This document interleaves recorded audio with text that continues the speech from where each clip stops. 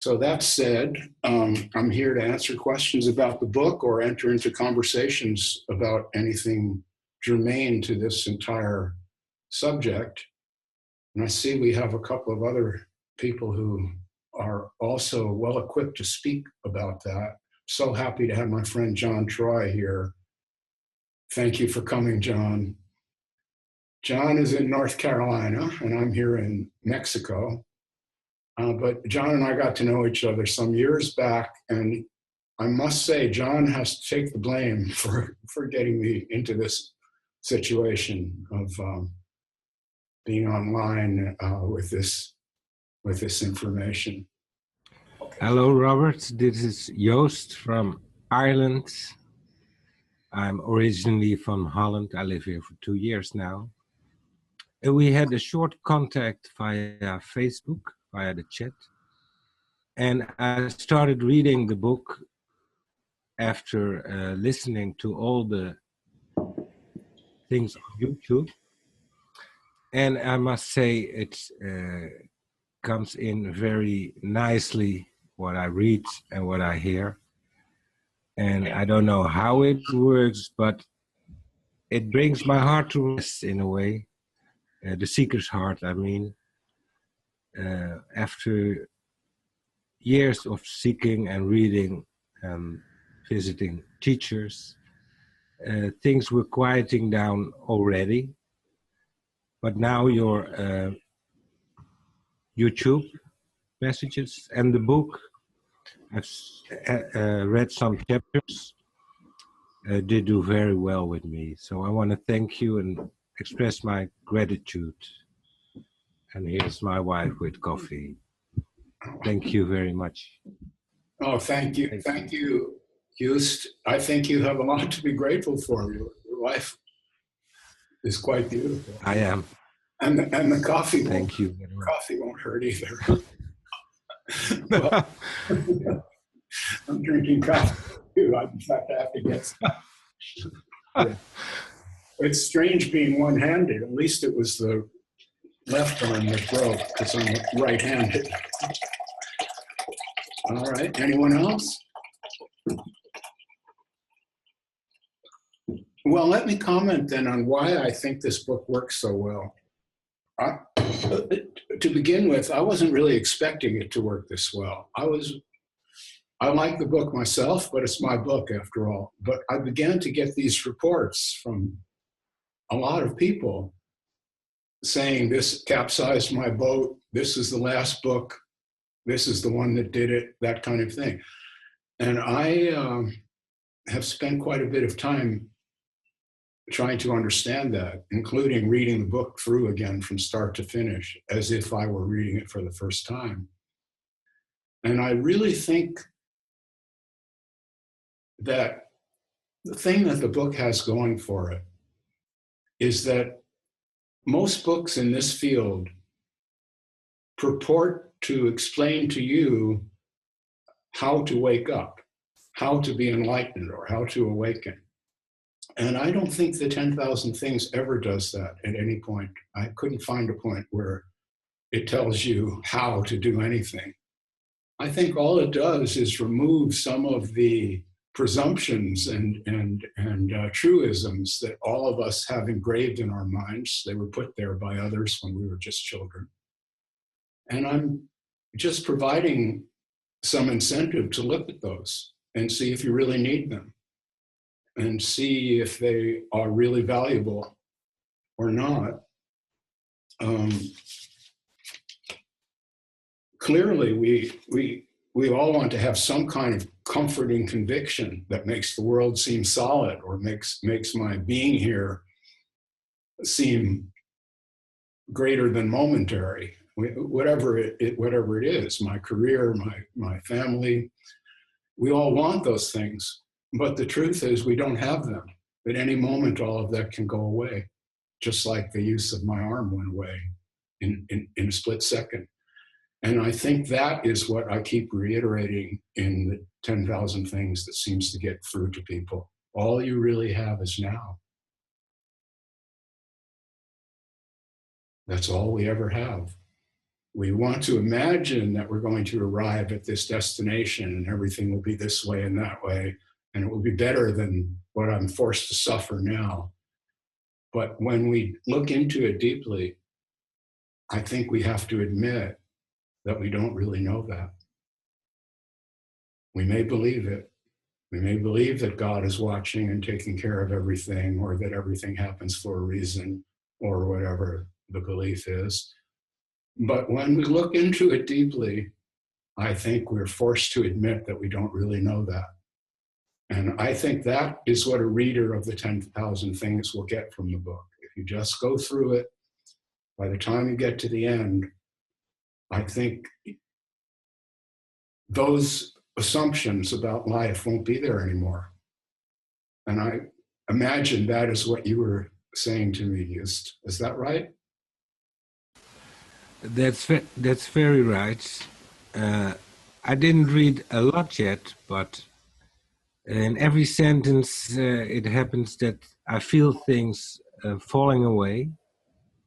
And what you address is that the things that fall away we don't really need in this moment. And when I read it, it's only an inner yes. It's quite clear. There are no questions arising or something. It just falls in. There is a yes, and this recognition is great.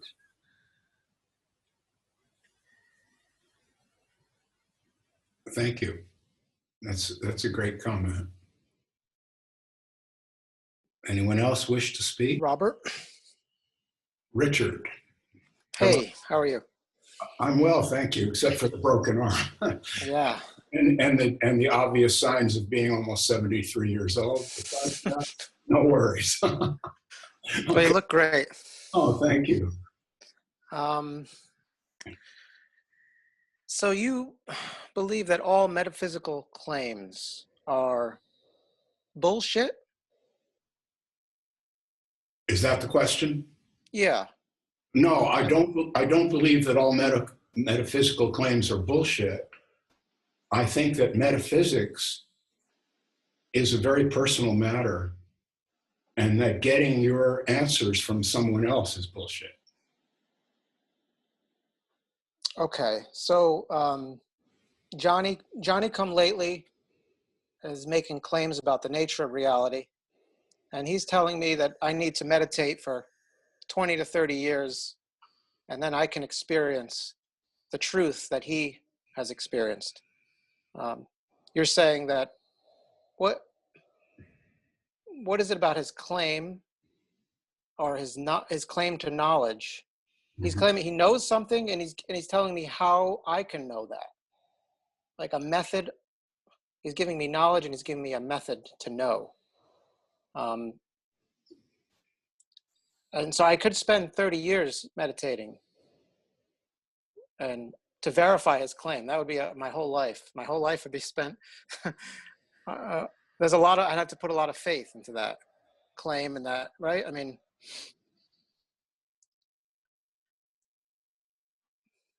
is that the question? Well, yeah, I'm just sort of I'm trying to break down what's happening here. I'm trying to like get at so somebody else makes a claim about the nature of reality and how to come to the truth that they have come to. I'm just trying to see what is it about the claim or the epistemology, the knowing. Where is the bullshit lie, or where is like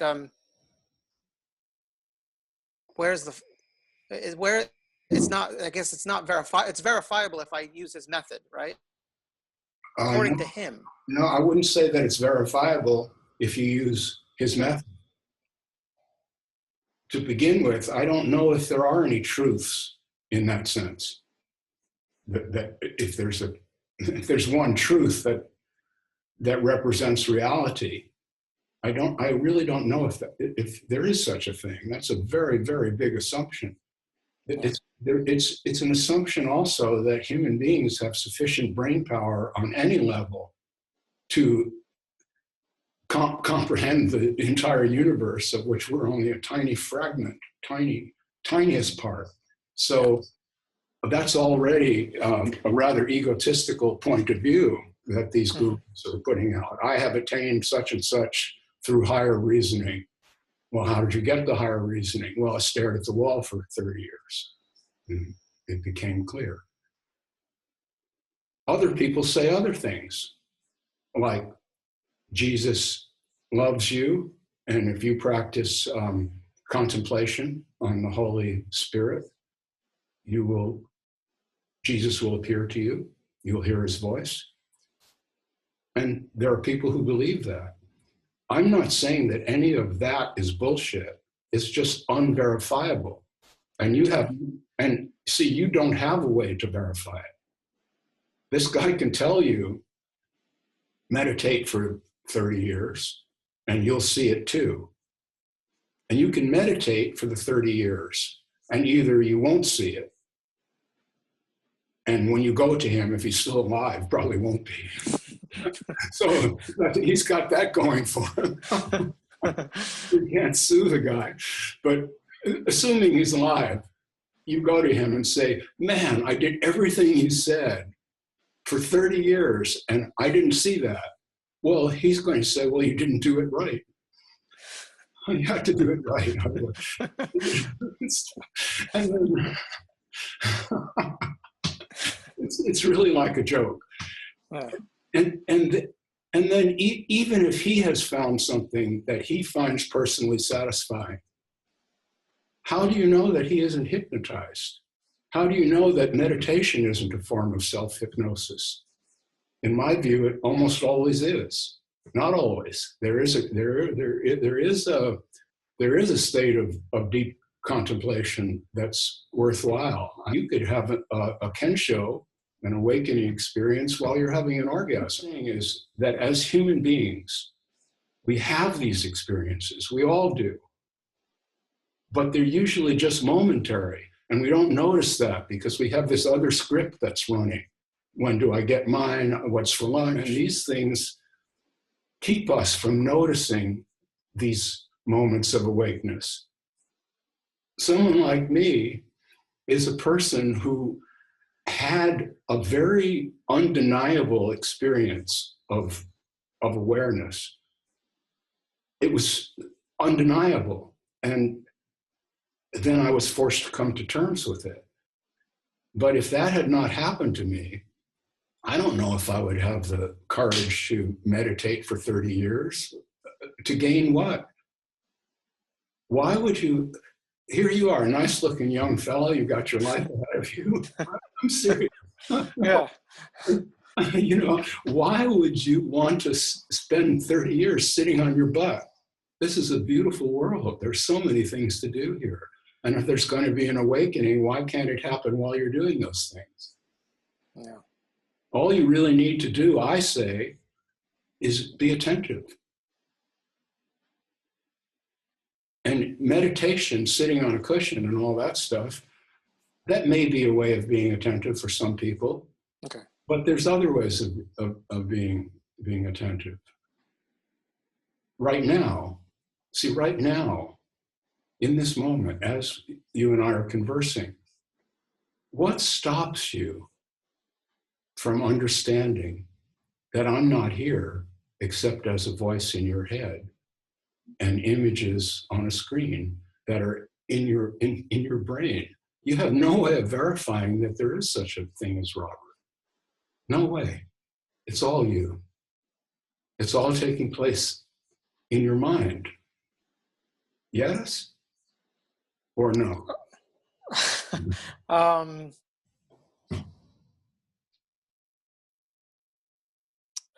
Well, yeah, I guess everything's taking place right here in this moment.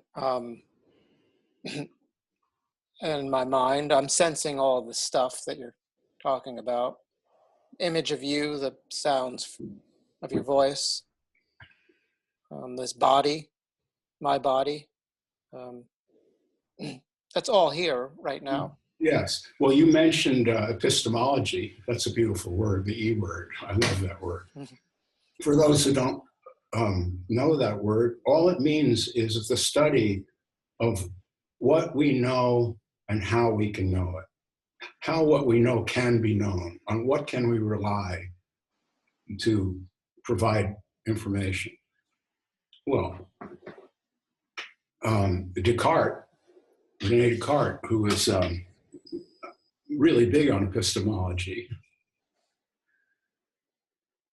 came up with this idea.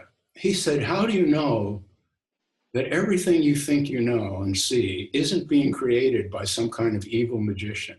This is the words he used. And just put there in your mind. How do you know that? You have no way of knowing that. We have no way of knowing. This is a more up-to-date idea. For all we know, for all you know, you could be in the matrix. And this is all taking place through a programmed flow of ones and zeros that just creates this entire world. Well, some people, when I mention that idea, they say, well, that's a bit extreme or that's crazy. But I don't think it is. I don't mean that we're living in the matrix. You know, that's sci-fi. But it's real in the sense that we have no way of verifying that there's an outside world, that there's a world beyond this mind. We actually have no way of verifying that. And I think if you, not you, if one can admit to himself or herself that that is our actual epistemological posture or situation, then you are awake. Then you are in what John Troy calls not knowing. You're in the situation. It's not that I'm not saying that there is no outside world. That then I would be knowing that, which I don't know. What I'm saying is I have no way of knowing if there's an outside world. No way. And so I'm in the posture of radical not knowing. And that's what I call being awake. See, the gurus that you mentioned, that is not what they mean. When they say awake, what they mean is you're going to find out that you and God are one and the same, or you and Brahma are identical, or whatever their sales pitch is. And I'm saying no one will ever know such a thing.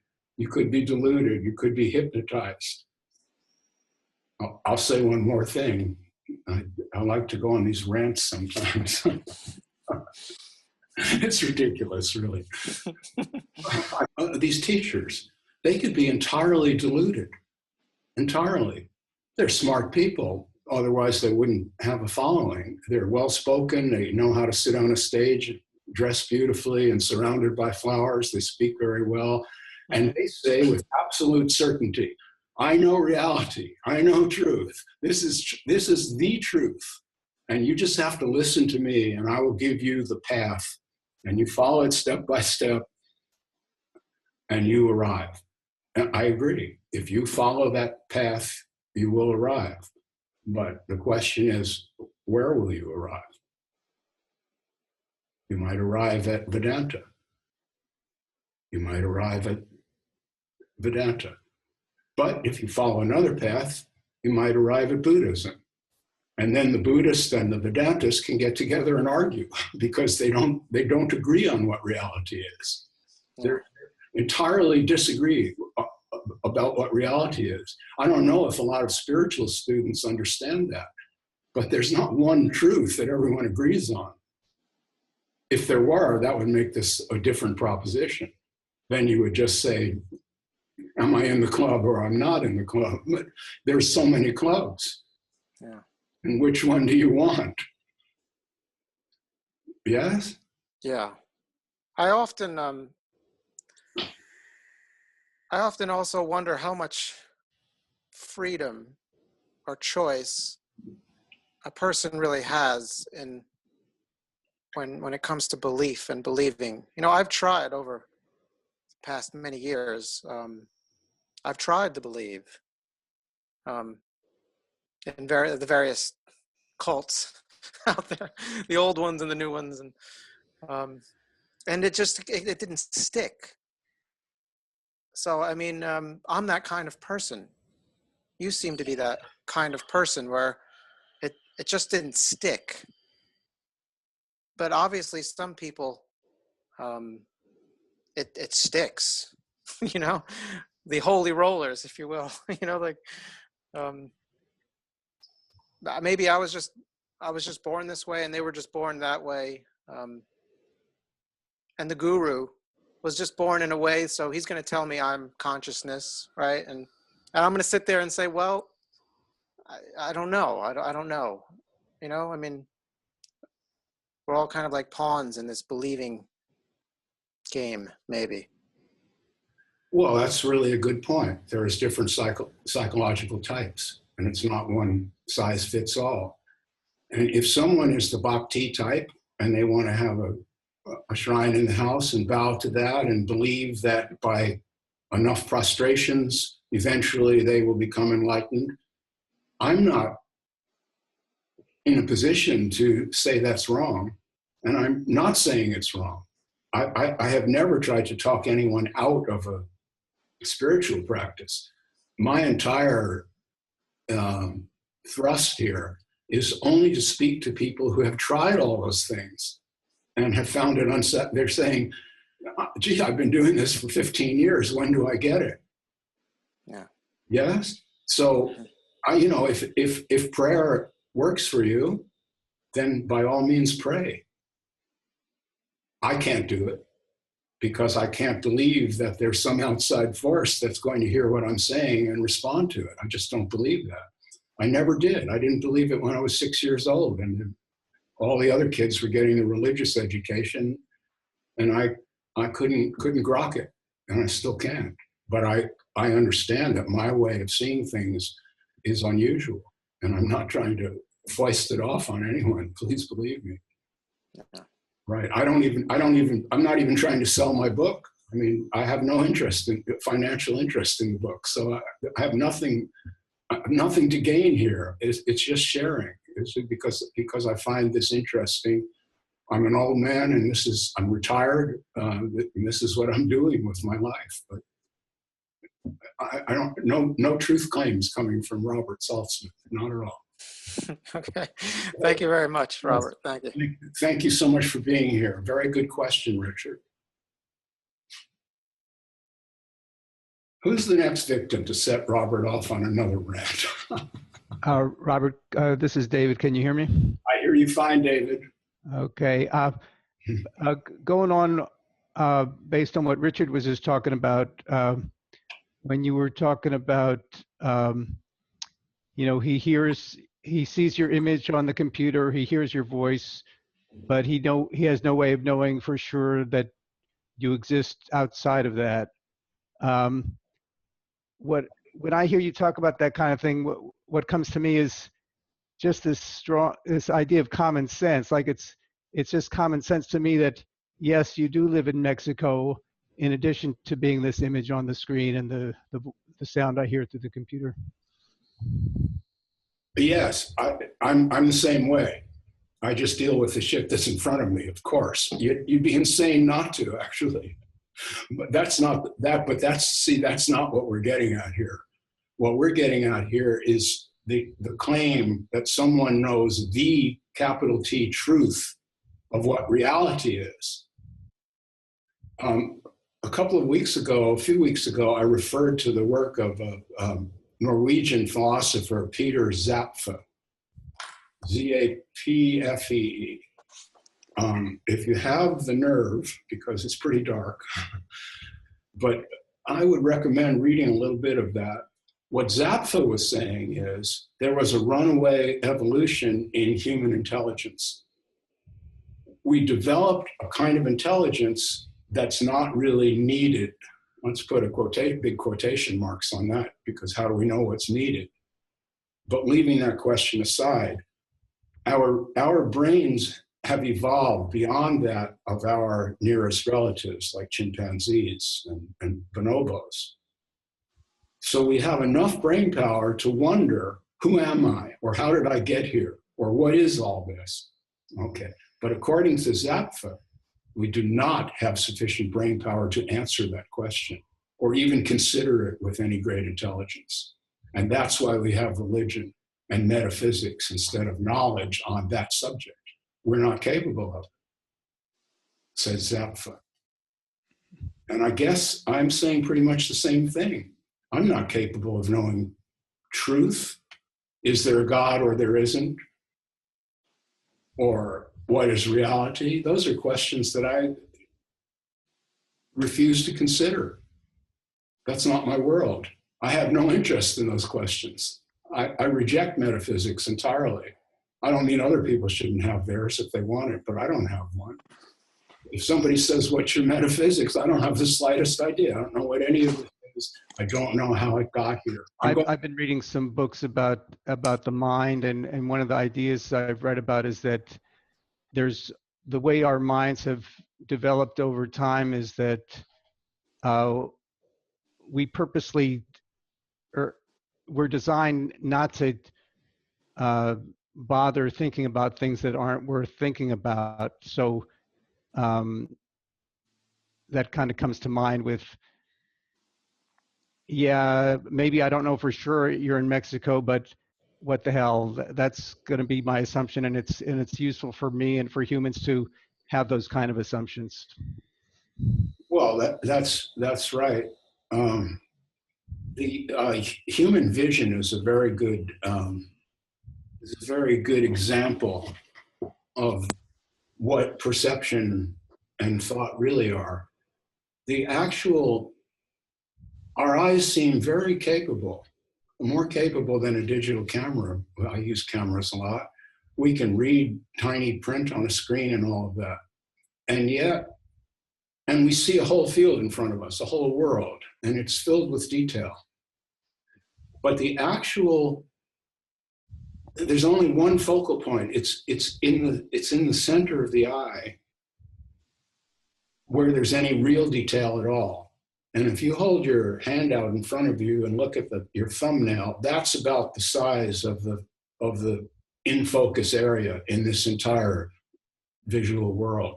And all the rest of it is a blur. And we just fill it in mentally. Of course, not intentionally, it just happens. And that's how we can walk through the world and kind of know there's a car over there headed my way. But actually, it's never in focus unless we look directly at it. So this is what we're doing mentally. We just assume that God is taking care of everything. We were told that since we were children, and that is a kind of a useful belief that this world is organized somehow. I don't have to keep checking it all the time to make sure it's still here. And so we just go along with the image of reality that has been taught to us. And for many people, that's fine. And for some of us, we question all these assumptions. Is there really a God? Is anything really organized in that way so that things happen for a reason? These are questions, but they don't have answers. So if you want to occupy yourself with those questions, or if that's what you find yourself doing, let's say, because David, if there's really no choice, you say, is there really free will to choose what kind of mind to have? Of course there isn't. When would that have started? So you're stuck with the mind you have. So if you're interested in these matters, as I have been, then you read Krishnamurti or whoever it is, another person who doesn't claim to know any truth.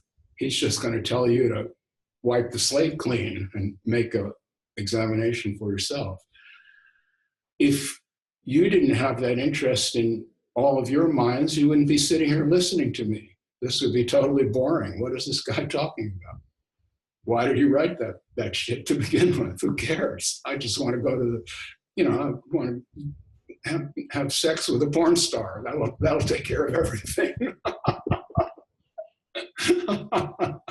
Yeah, and then I have a question. I was looking for the truth about 11 years.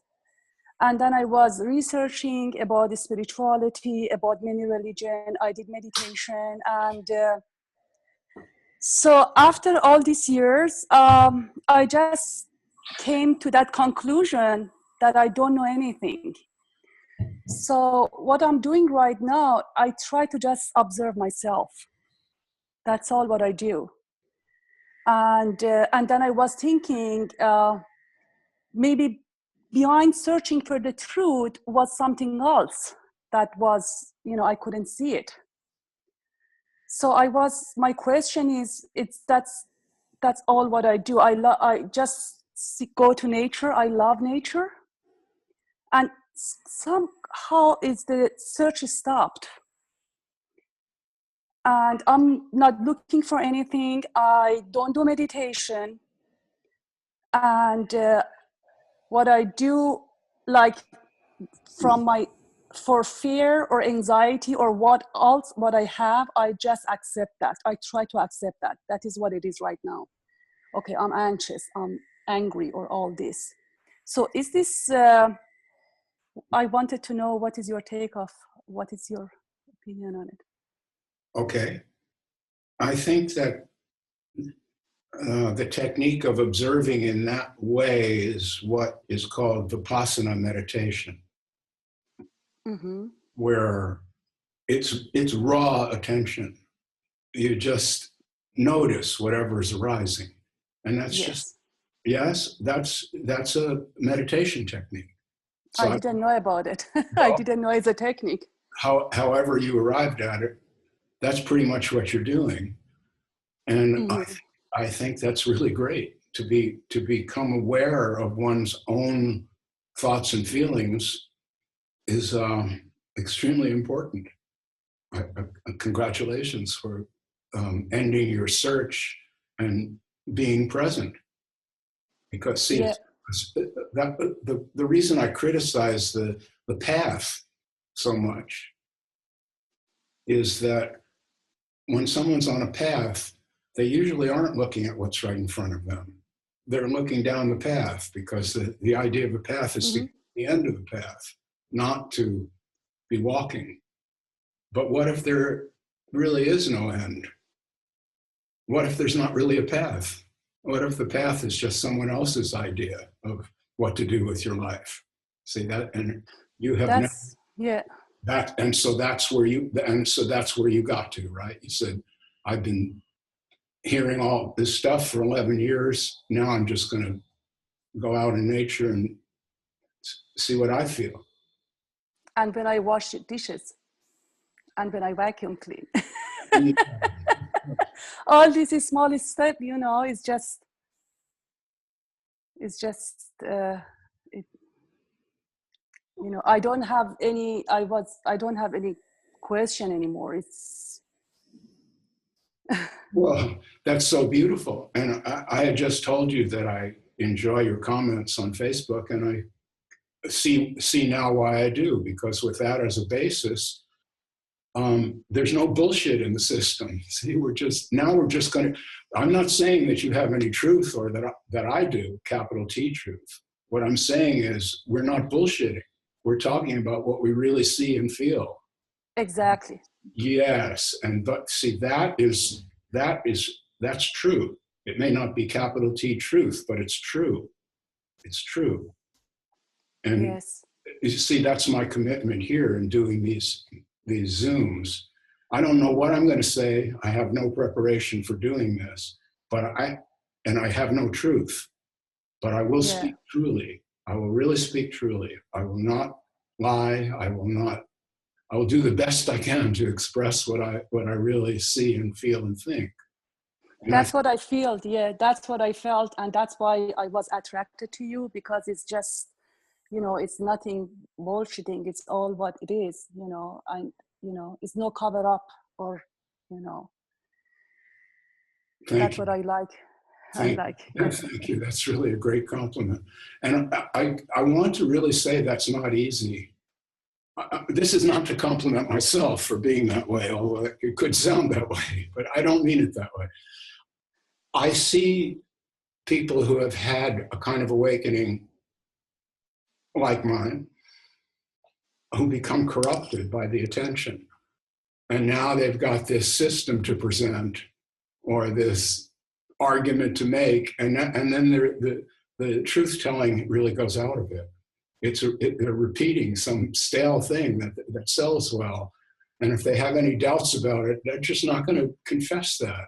Or they won't confess their ignorance. They won't tell you, I don't really know the answer to that. See, they have to have the answer to everything. And there's a lot of them around. They've written a lot of books.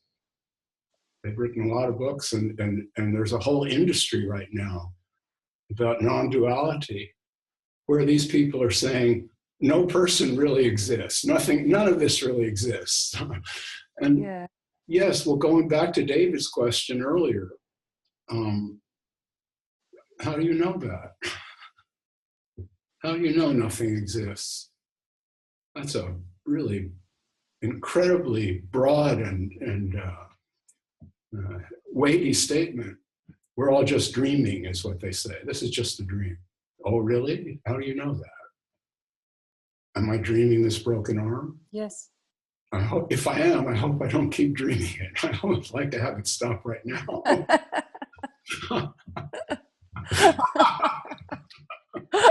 No, wake me up.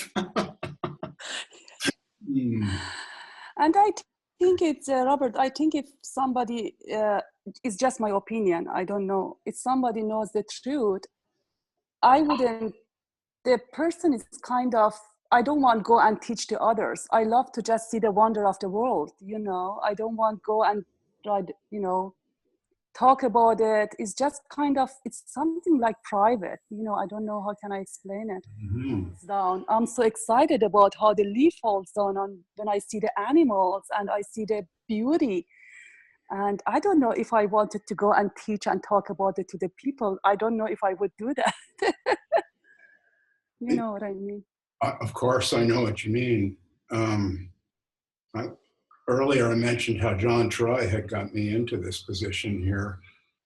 I was in my 40s when I had the Kensho, the awakening, and I never discussed it for many years. I never mentioned it. I was doing other things in life. I was an artist for part of that time and then a psychotherapist, and I kept it on that level. When I did psychotherapy, it was true that I had this understanding behind it, but I never said to anyone, your problems aren't real, I have the truth or whatever. I mean, it would have been absurd, right? So it just happened that in 2010, I wrote this article and it got on the internet and John saw it, John Troy, and invited me to do this interview on his radio show. And this all came out of that. And I've enjoyed it to an extent. It's also been difficult to be idealized and difficult because we all have an elemental narcissism after all. And if someone tells you how great you are, it's difficult not to become inflated. After all, but I think I've managed okay with it. But it's actually not easy to. With you, it's not a problem. You get it. But there are people who don't get it, and they want to. Oh, Robert knows. You see, Robert. It's a strange position, and it's given me a lot of insight into what's driving these millionaire gurus. I mean, money is such a very big part of the approval process on this planet. If something sells for a lot, we think it's good. And if it doesn't, and does that really? Does that apply to a painting or a photograph? I would say not. So when people start to throw money at these guys, they're mostly guys, they just get more and more pumped up. Yeah, I really do have the truth. Otherwise, I wouldn't be a millionaire. And see, this is just, it's no different really from these television preachers, the TV evangelists. Yes, TV evangelists. It's the same thing. their success makes them feel that God really loves them. Because if God hadn't chosen me to do this work, why would I be getting paid so much for it?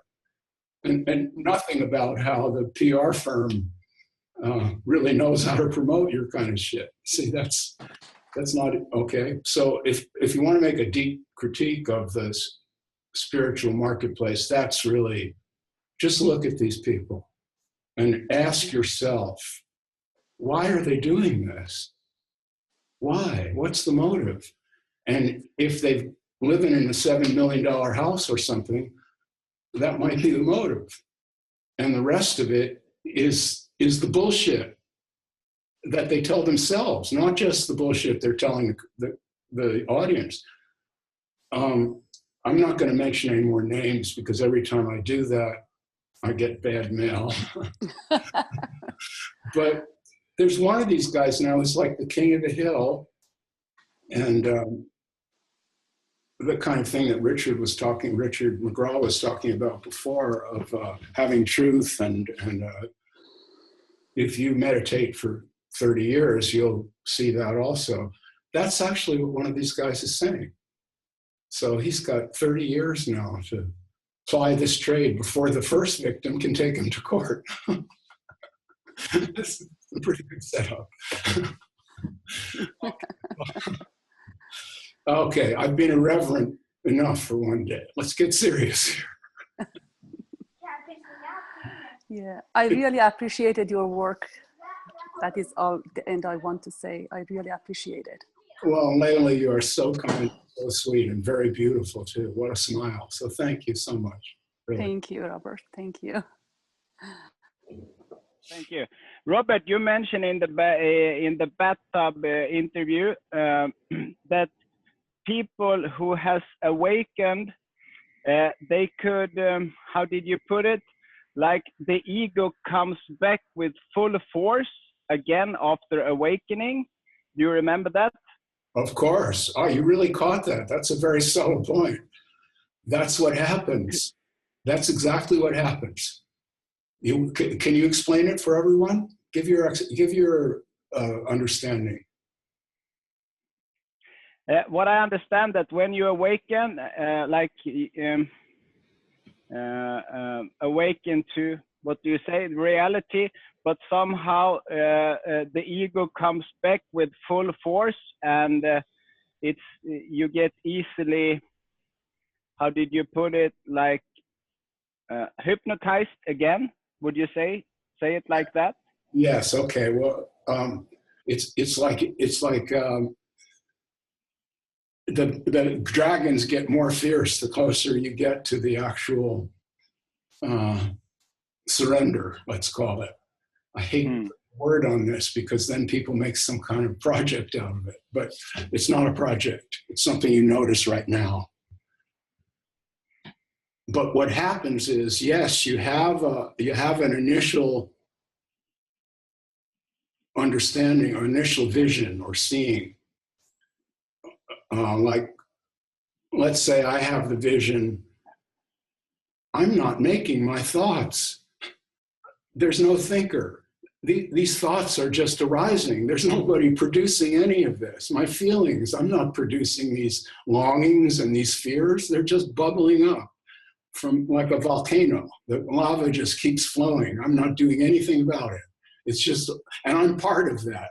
And this thing I call myself is part of that. And this mind that I think I have, I don't have it. That's all of this is that mind. It's all just one atomic eruption, okay? So suppose I have that happening. 5 minutes later, I might be saying to myself, well, now I know truth. I'm really cool now. See, I had my awakening. Now I can just be groovy. I no more problems. Life, everything, it's all solved now. There won't be any more old age, illness, and death. That's for other people. I've got the truth, the deathless truth, the timeless truth. I will never die, and all the rest of that. That's what I call self-hypnosis. Yeah. So, to answer your question, Goran, that's what I call self hypnosis. And it's sad because you have taken an insight that's really valuable. It's a great thing if that happens to someone. It's a beautiful afternoon. You just drop some acid and suddenly, wow, I get it. This is really cool, see? And then you come back down off of that and now you're like a hipster. I dropped acid, man. Now I know the secrets of the universe and I'll tell you what they are. You see, this is how you kill yourself. And the fortunate thing for a guy like me and others like me, see, all the lobsters are trying to crawl out of the pot. Of course they are. Everyone wants to get out of the boiling water. The boiling water being depression, anxiety, fear. You know, we all want to escape physical pain. We all want to escape from that. And all the lobsters are trying to get out of the pot. And they're got different paths and different methods of trying to climb out of the pot. But see, that's not what it takes. It doesn't take a method. It takes abject humility. You have to be totally humiliated before you get before you can live with this truth, the so-called truth. The truth is you're not doing anything. You never have. And you're never going to. This is all just here, including my mind, my body that I didn't make, my ideas that I don't know where they come from. I call them mine because they're coming out of my mouth. I'm not making any of this. I can't take credit for it. And I don't take the blame either. See, and that's what I mean when I say I'm awake. It's really simple. The lobster in the pot image is, I see a lot of the lobsters and they almost get to the top rung and they could get their claw out of the bucket. But just as they're getting to that point, they take on an identity. I'm saved. They put themselves in a frame, whatever the frame is. I'm the guru. I'm saved. I'm the wise one. I'm the author of a best-selling novel, whatever they do with themselves. And then they just slip right because that's what the boiling water is. All those feelings of vanity. That's what the boiling water is. And the people who have made it out of the pot, and see, I'm willing to say I've made it out of that pot. I'm willing to say that, and that's what I'm taking on. But I'm not taking it on, it's being taken on by this karma here, this action. They're taking on of being the glib one who gets to voice what we already all really know. So we already know this, we all do. But it's been buried over by this indoctrination that we're subjected to as children. And that's the initial hypnosis. Your parents and the culture around you hypnotize you. They give you a whole value system that may be completely awry. Probably is, a lot of it anyway. And then you live that. You start living that. Then you get some doubts. We all do. Is this really all there is? This is this is life? Isn't there some more beautiful thing here? And, you know, if you can get beyond it, my lady's quints and everything, and understand that you're not going to feel good just by consuming more beautiful things. That won't, you're still going to be left with these doubts and fears, and there's still going to be old age, illness, and death. So this indulgence of pleasure and escapism, you see through it. Maybe you get too old, and that happens to a lot of people. I wish I could get it up and everything, but I can't, so now sex really doesn't matter. See, no. See, if you can get to this earlier, then you can climb out of the pot. But no one can make you feel that way.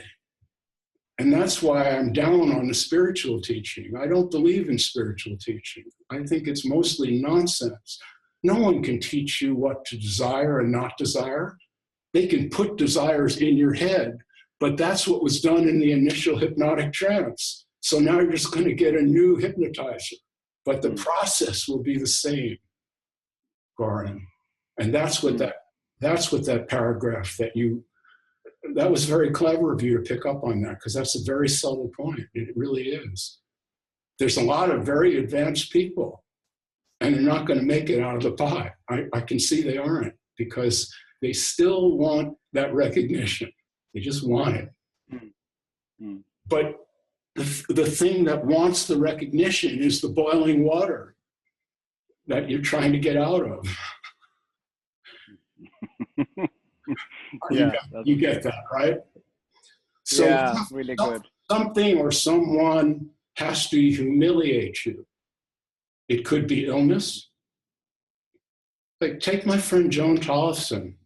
I was hoping she'd make it to the meeting, but she didn't.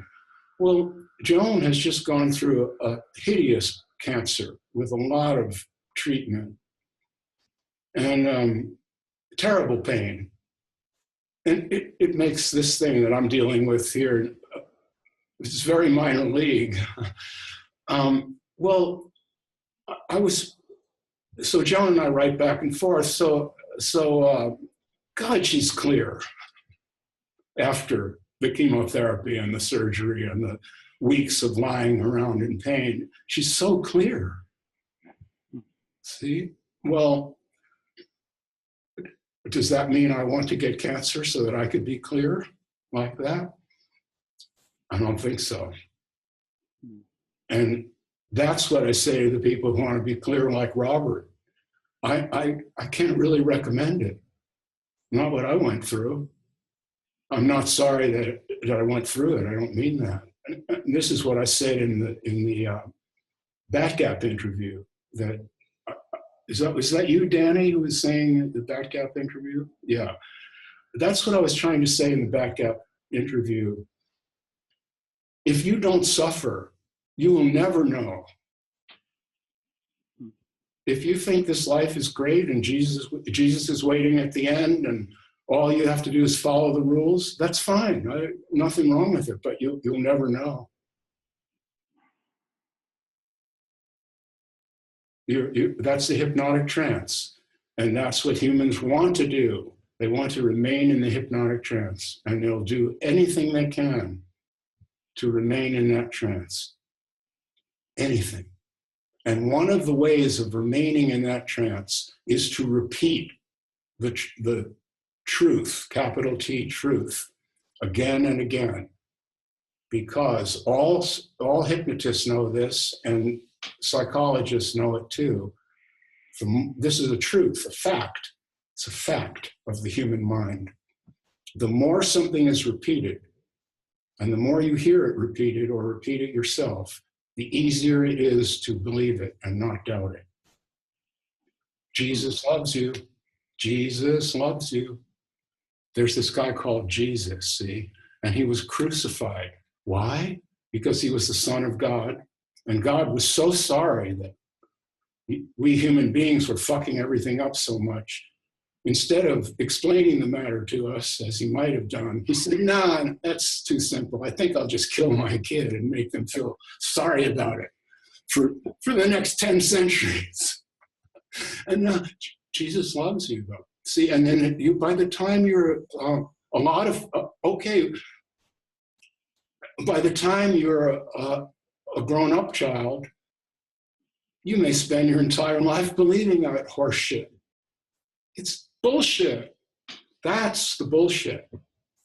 Now, I'm not saying that there's no God. I'm not saying that nothing is sacred.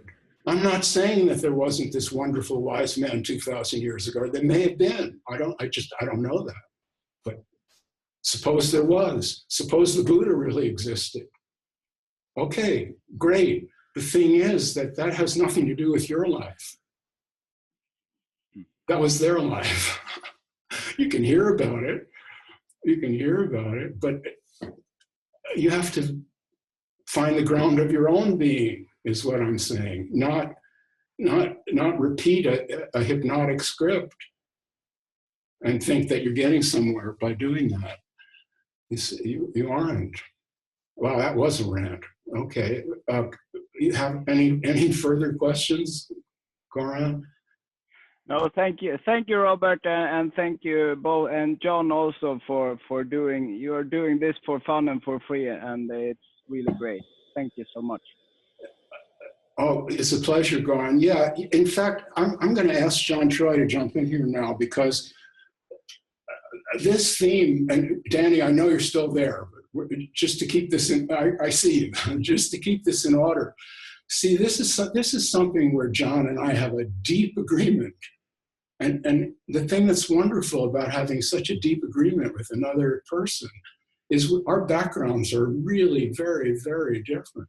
They're different backgrounds. Our indoctrinations are highly different. I know that. And the lives we've lived have been very different. And yet, here we are, these two guys. And John could have said most of the things that I just said, I'm pretty sure. I'm going to give you the floor, John. The talking stick is in your hands.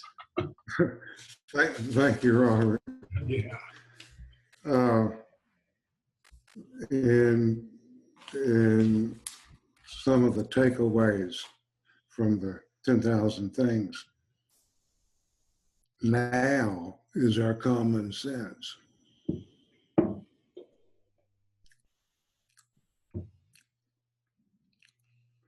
A thought is transient.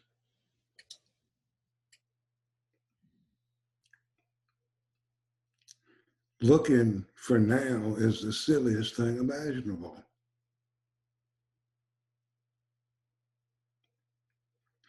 You can look for now for 10 years, 20 years, forever, and it's still just as silly.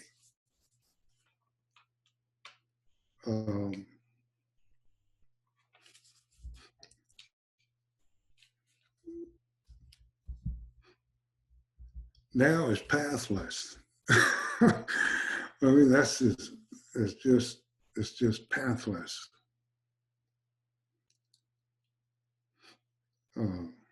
I find existence and now in sentience all the same. And even the word now really can't touch. Post-fusion. When I reread Robert's book a week ago, because I hadn't read it in a year. I reread it. One of the things that came to me while other people in this sector of thought or whatever, they offer an extrication from what is, some way, and it seems like to me it creates spiritual wannabes. Can you imagine a now wannabe? It's so silly. But when Robert removes those pacifiers and those structures and questions these beliefs, rather than an extrication, awakening into now is a radical fusion with everything. The lines around the cutout paper doll that we think of who we are gone. It's seamless. And there's no need to paint a picture of what that is, because it's impermanence. It can't be painted. It can't be held. And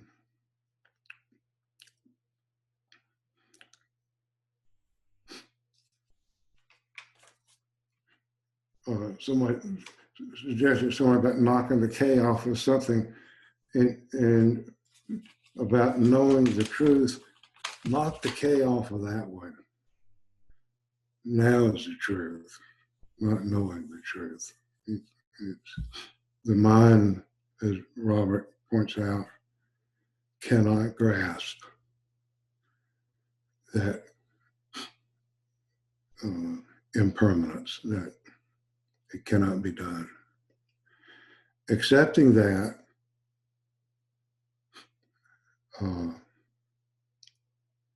accepting there's no escape hatch. That storyline is over. It is what it is, it's transient. But that residuum, when Jesus speaks resurrection, is becoming now, becoming sentience, becoming existence. And it fused with everything. So there's no extrication. All these courses and everything I see out there are all about ways of extricating yourself. And the dreamer and the dream are a match set. They come and go together, and you can't take one away from the other. And to try to explain in a language what that awakening is it can't be done. So those who want the answers will be creating false answers for themselves. And there never is an answer.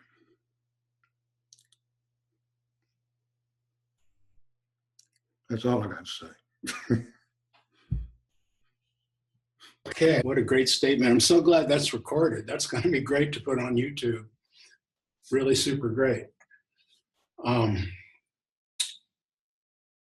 The thing that stood out for me was that there's no need to paint a picture of this. You can't, because it's impermanence. And our human minds cannot grasp impermanence. See, that's a perfect statement right there. That's if anyone could try to get your head around that. There's something happening here that we cannot grasp. And that's what drives us into clutching and escape hatches, as John calls them. If you're very fortunate, something will occur to you or happen, I don't know what the right word is, and you won't need that anymore. You just don't need it. You can't make yourself not need it. We need what we need. It's like John was saying about his domestic travails. I had plenty of those too before I met Catania. So did she. And that's one of the things that makes it possible. You have to feel those pains. Those aren't bad, they're just pain. Well, I've gotten off.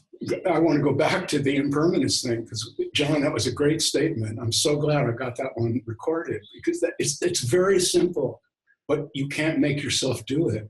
It just happens. Whatever pains have to happen, divorces or who knows what the hell, illnesses, deaths, I don't know. Enough shit piles up so that you start to understand this can't be explained away. This can't be explained away. And then you have this feeling of wanting to live forever. And you realize that you can't even live for 1 minute. It's not happening. This is all just flowing. And then, if you're very fortunate, you get to what John was just saying, which is, maybe it is all flowing, but I can't grasp that. And he's right. Where are you going to put that? It's like John says, it's like riding on water. That's it. You can't grasp anything. It's like trying to catch this water in a sieve. So thank you for that, John. That was a great statement. You can come out of the bullpen anytime and pitch an inning like that. All it took was 9 strikes and the side was out. That's great. Okay, Danny, I'm going to now invite you to ask me. Well, okay, I should just, the background is Danny's been writing, and I'm with the broken arm. told him that I wasn't fully able to reply because his questions were a bit complex. So feel free. Can you hear me? Now you're going to get it orally. You're going to get oral satisfaction. Okay. You hear me now? Yeah. Please continue, Danny, or please begin. Yeah, so I don't really know, because I kind of like took some screenshots and some notes of some things I wanted to ask, with things that I discussed with you, but I also don't like looking at my notes, like maybe trying to, say what's going on instead. So say what's going on for you right now. Yeah. So I'm dealing with this thing where I hear you saying that everything is now, and everything else is basically my imagination, the story of me, the sense of being this guy is kind of like a story that I'm holding on to. What I can't wrap my head around is, if the moment is all there is, how come it seems to me so much like there's a gradual process there, or could I snap out of it right now, or do I have to sort my shit with my sister or whatever before I'm ready to snap out of it? I hear what you're saying about reaching a humility and basically dropping your ego, and that sounds to me like a very gradual process. I'm kind of sick of that gradual process because I've been doing this for 10 years now, Okay, is that the question? The question is, can I snap out of this, whatever this is now, today? Or do I have to wait another 10 years until my ego is broken enough for me to get it, kind of thing? Okay, those are all really good questions. Very good. So thank you. Thank you. Now, the 10,000 things is built on questions that other people ask, questions like yours that really I feel capable of replying. A good question gets a good answer. So yours are good questions. That's what the 10,000 things is about. It's a series of Q&As. So each one of those Q&As is on a different level, depending on who was asking the question. Each questioner is a unique aliveness, with a unique story and a background, family, a body, all of this. Okay, so the answers come out different. They're not truths, they're replies. Yes? Yeah. So when I said now is all there is, that was a reply to a question, but it's not entirely true. It's only kind of true. And it's important, if we're going to go into these matters, not to be misled by words that anyone says. The words can only point in a very rough way to something that is indescribable, but is present right here, not at the end of any further humiliation or kicking the shit out of your ego or whatever the recommendation is, which I do not agree with at all, that kind of process. Self-humiliation is no, sorry, what I was referring to, sorry for interrupting, is, I was kind of asking you something about spiritual gurus versus therapists and so on. And you kind of told me that basically what I have to see is this thing where I have my idea of myself, basically, and how I should drop that.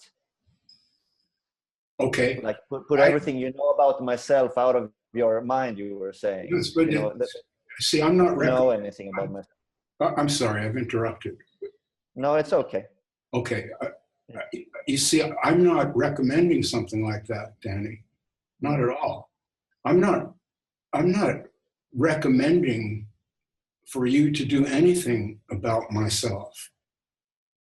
What the 10,000 Things is about is not some procedure that you're required to enter into so that you can be enlightened. That's not it. There's not a word like that in that book.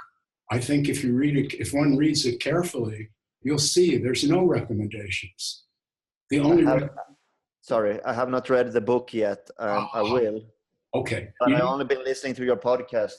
Oh, yeah. Okay, well, that's great. Well, we're talking about it now. So, but do read the book. It's worth it.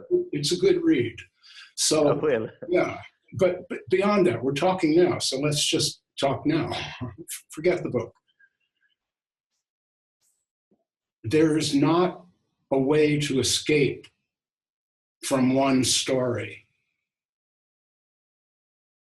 If there's a story present, that story is you in that moment. In the next moment, if that story is forgotten, and the story is forgotten, and now I've got my camera, and I am not even thinking about Robert anymore. I'm observing something in the world with the eye of the artist. And I don't care about Robert Saltzman. Never occurred to me.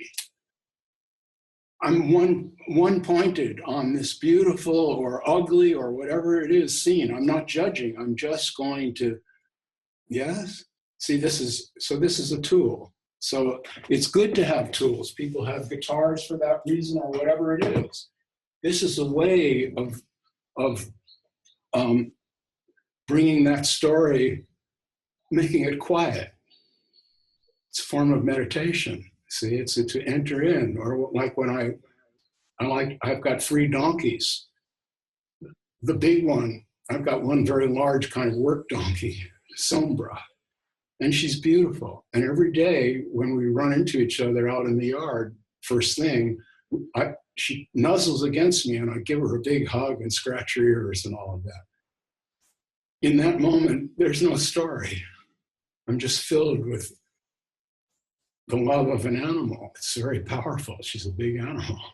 And it's so, see, it's this aliveness. The story continues. It's not a question of ending the story or putting your foot on the neck of ego and all that. Those are misunderstandings. These are completely misunderstood. It's about being this aliveness you are right now.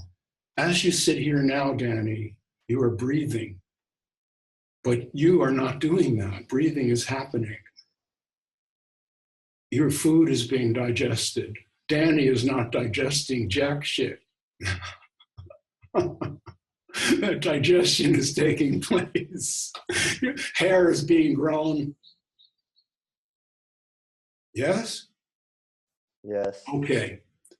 Waves of vibrations are striking the eardrum and moving a bunch of tiny bones around in there that have nerves attached to them. And those nerve impulses are going to some part of the brain that deciphers these vibrations, makes them into sounds that some other part of the brain can organize into words, that some even higher brain function can make into sentences and thoughts and themes and novels and histories of the universe and Stephen Hawking. And see, it's all taking place automatically. No one's doing it. That is how you can feel this aliveness, by just, I can't give this to you. Do you understand? There's no way to teach this. So I don't want my words to be misunderstood. This isn't a project. It's not, I'm not giving you instructions. I hear what you're saying about. But if you can keep this idea in mind, I'm not the doer. This is all arising. Try to just keep the idea in mind. Don't believe me. Just keep observing it. If you have a feeling, ask yourself, did I make that feeling? Or am I just feeling this feeling? And if I'm just feeling the feeling, then I'm just the feeling. I'm just feeling. Feelings are not divided into the feeler and that which is felt and the process. Well, let's go to the eye, that's simpler. It's not that there are objects to be seen and a process called seeing, and then there's this seer in here. That all takes place simultaneously, and we don't know what it is. If you're a scientist, you'd say there's quarks out there, and they're organized into molecules, and we get photons are hitting the optic nerve, and that'd be scientific explanation. The metaphysical explanation will be that there's really no such thing as myself. There's only consciousness. That neither one is an adequate explanation. It's just words. So what? It's just consciousess. What now? What? What is that? What does that? Okay. What I am. So I like to see the human limitation, which is what John Trow is referring to. At a certain point, understand that you cannot grasp this. It's happening. Yes, it's happening, but it's beyond your, it's within your ken, but not within your grasp. Now, that is what Peter Zapfe is talking about, and that's what we have to live with. If you are willing to live with that, then you and I are like brothers. We're in the same world. If you're not willing to live with that, then you're part of the hypnotic masses. And I kind of fear them in the supermarket now that I've got the broken arm, because they're so hypnotized they might run into me. Truly. So that's what we're dealing with. We have a mass herd of hypnotized human beings who believe in all kinds of nonsense. And we have some people who have come to some kind of awakening. But we don't have truth. As John said, the truth is impermanent and you can't know it. So Can I ask you one more thing? Well, just let me finish up here, and then absolutely. So now want to ask you, in this moment, can you get a feeling for the fact that in my freedom, I'm not speaking. I'm listening to this in the same way you are. Maybe it's hard for you to understand that. Maybe it'll make sense right away. But there's no one talking. These words are coming from who knows where. And why they're coming through Robert's mouth at this moment is a total mystery to me. This was not my ambition. And so I'm forced to recognize the impermanent truth of this moment. As John Troy was saying, this moment is impermanent. It's dead before anybody can get a hold of it. See, and so I just have this brief moment. It's nothing, and then it's gone. And at the end, when you get to be old, like John and me, all you have to look forward to is this understanding: old age, illness, and death. So I hope that by the time you get down the road that far, if you manage to, you have the understanding. And that's why I express it, because without this understanding, then you'll be in hell. And to escape from that hell, you'll invent a heaven, and people will teach you the rules to get to that heaven.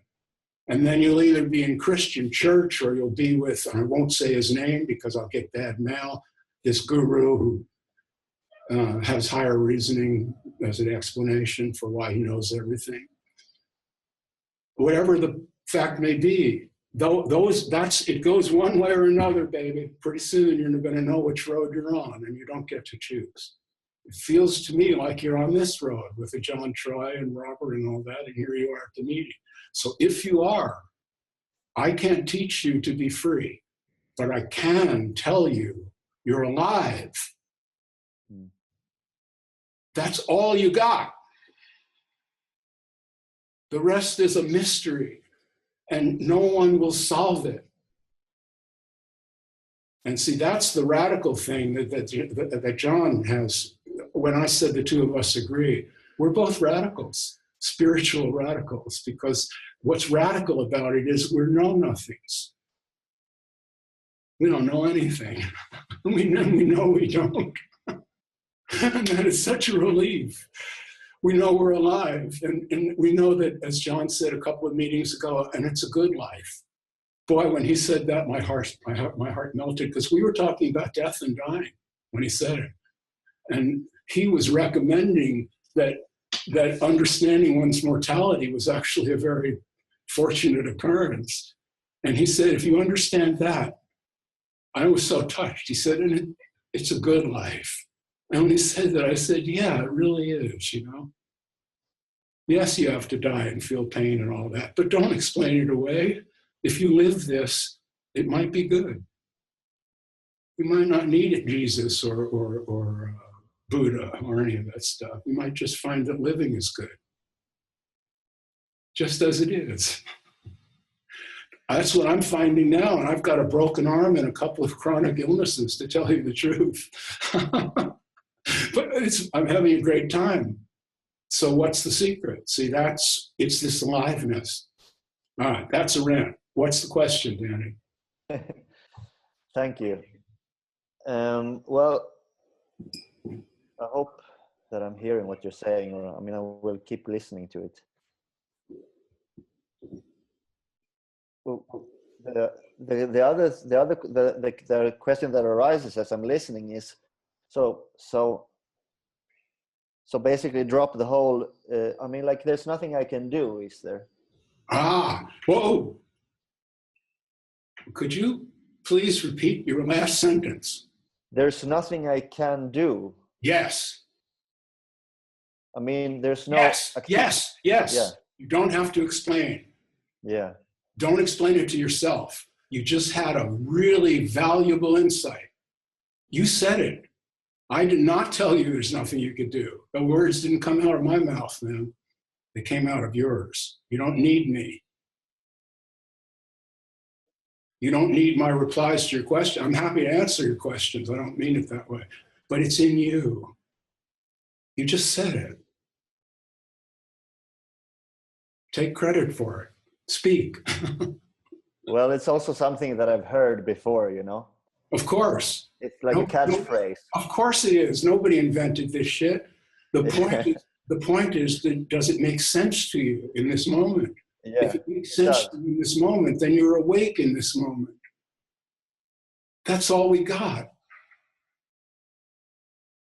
You're either awake in this moment or you fucking aren't. And in either case, it's going to end. What's that? In either case, whether you go through life with many awake moments or totally hypnotized, in either case, it's going to end in the same way. I guess also there's not, because I found my own spirituality being kind of like, you know, a form of addiction. Like basically I would, you know, read spiritual books or watch satsang instead of, you know, playing video games or doing something else. And I could replace that with, like, if I started playing my video game, I could forget about spirituality basically and be addicted to that instead, to repress my pain. And in a sense, I feel like there's nothing I can do about that either. Like, either I'm searching for spiritual books or I'm not searching for spiritual books. And like, I can't really, like, you know, change that. Well, I'm so glad to meet you, Danny, because you're going to love reading the 12,000 things, 10,000 things. That's what it's all about. That's what the book is about. But you've got it right. You've got it right. You don't have to mess with this. Yes, you've been addicted to spirituality. That's my audience. You're in the demo. You're in the 10,000 things demographic. Those are the people who find that I'm talking sense, that makes sense to them. I mean, they're people who have tried to meditate, and some of them are really good meditators, but they still feel filled with anxiety. Yeah, I heard one of your videos, like 5 months ago, and then it didn't resonate with me at all. I was like, whatever. And then I heard it again, and yeah. Well, I'm like the bait, you know.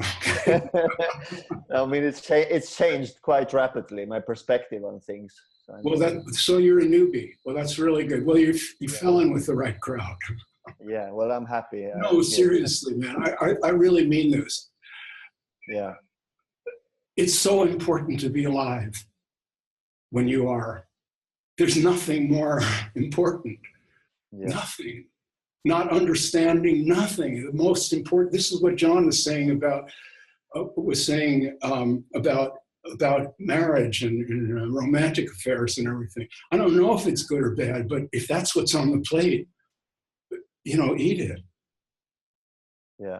That's the way to get the nutrition out of it, not by thinking about it or theorizing, but by eating it, whatever it is. And I guess kind of dropping the story about I should be meditating or I should try this or I should read that and all that bullshit as well, right? I mean, like, that seems like I think like a guilt trip in a sense as well. Yeah, but I think there's a more positive way to deal with that than to condemn yourself for it. Yeah. I think what more positive is to inquire into oneself. When did I first start believing this and why? Yeah. This is the 10,000 Things recommends this quite often. Instead of these existential doubts and fears, which we all have, we're programmed with them, for Christ's sake. They were a very expensive education system. Treated us like prisoners. You have to march in there every morning and sit in your fucking desk silently while they pour that bullshit into your ear for 7 hours or whatever the fuck it is. And if you don't like it and stand up, you're hyperactive and there's some pill down your throat or whatever they do to kids nowadays. You understand, we were force-fed this bullshit. Force-fed. You were, and so was I. You can't, there's no surgery, brain surgery for it. There's no psychotherapy that can dissolve it. You have to see it. That is the disorder of your mind. And that is the mind that the hypnotized people are using to judge everything in this world as to good or bad. They're using this total disordered mind that was fucked with from the day they were born. Now they're adults and they're using that to judge truth or God or whatever. You have to see the absurdity of it. Not that there's something wrong with you, that we've been put in this untenable situation, and that is the spiritual search comes out of that. I'm in this terrible, I'm in a kind of a fix. I'm being driven by my feelings. I'm just, my sexuality is hanging me up. I don't feel anxiety. I don't know, whatever and then you get someone like John or me who just gets clear. But we're all in the same world. It's not that I don't have any problems. I've got a broken arm, for Christ's sake. Didn't need it. Can I ask you one last thing? Of course. Let me finish my rant, and then you. Yeah. Okay. Okay. I tend to do this because these are ideas that I kept in me for a very long time, and they're complex. See, the simple shit is the bestseller. What I'm talking about here is something really subtle. I'm telling you that you're hypnotized. And part of that hypnosis is that you have been convinced that you should judge yourself as to good or bad.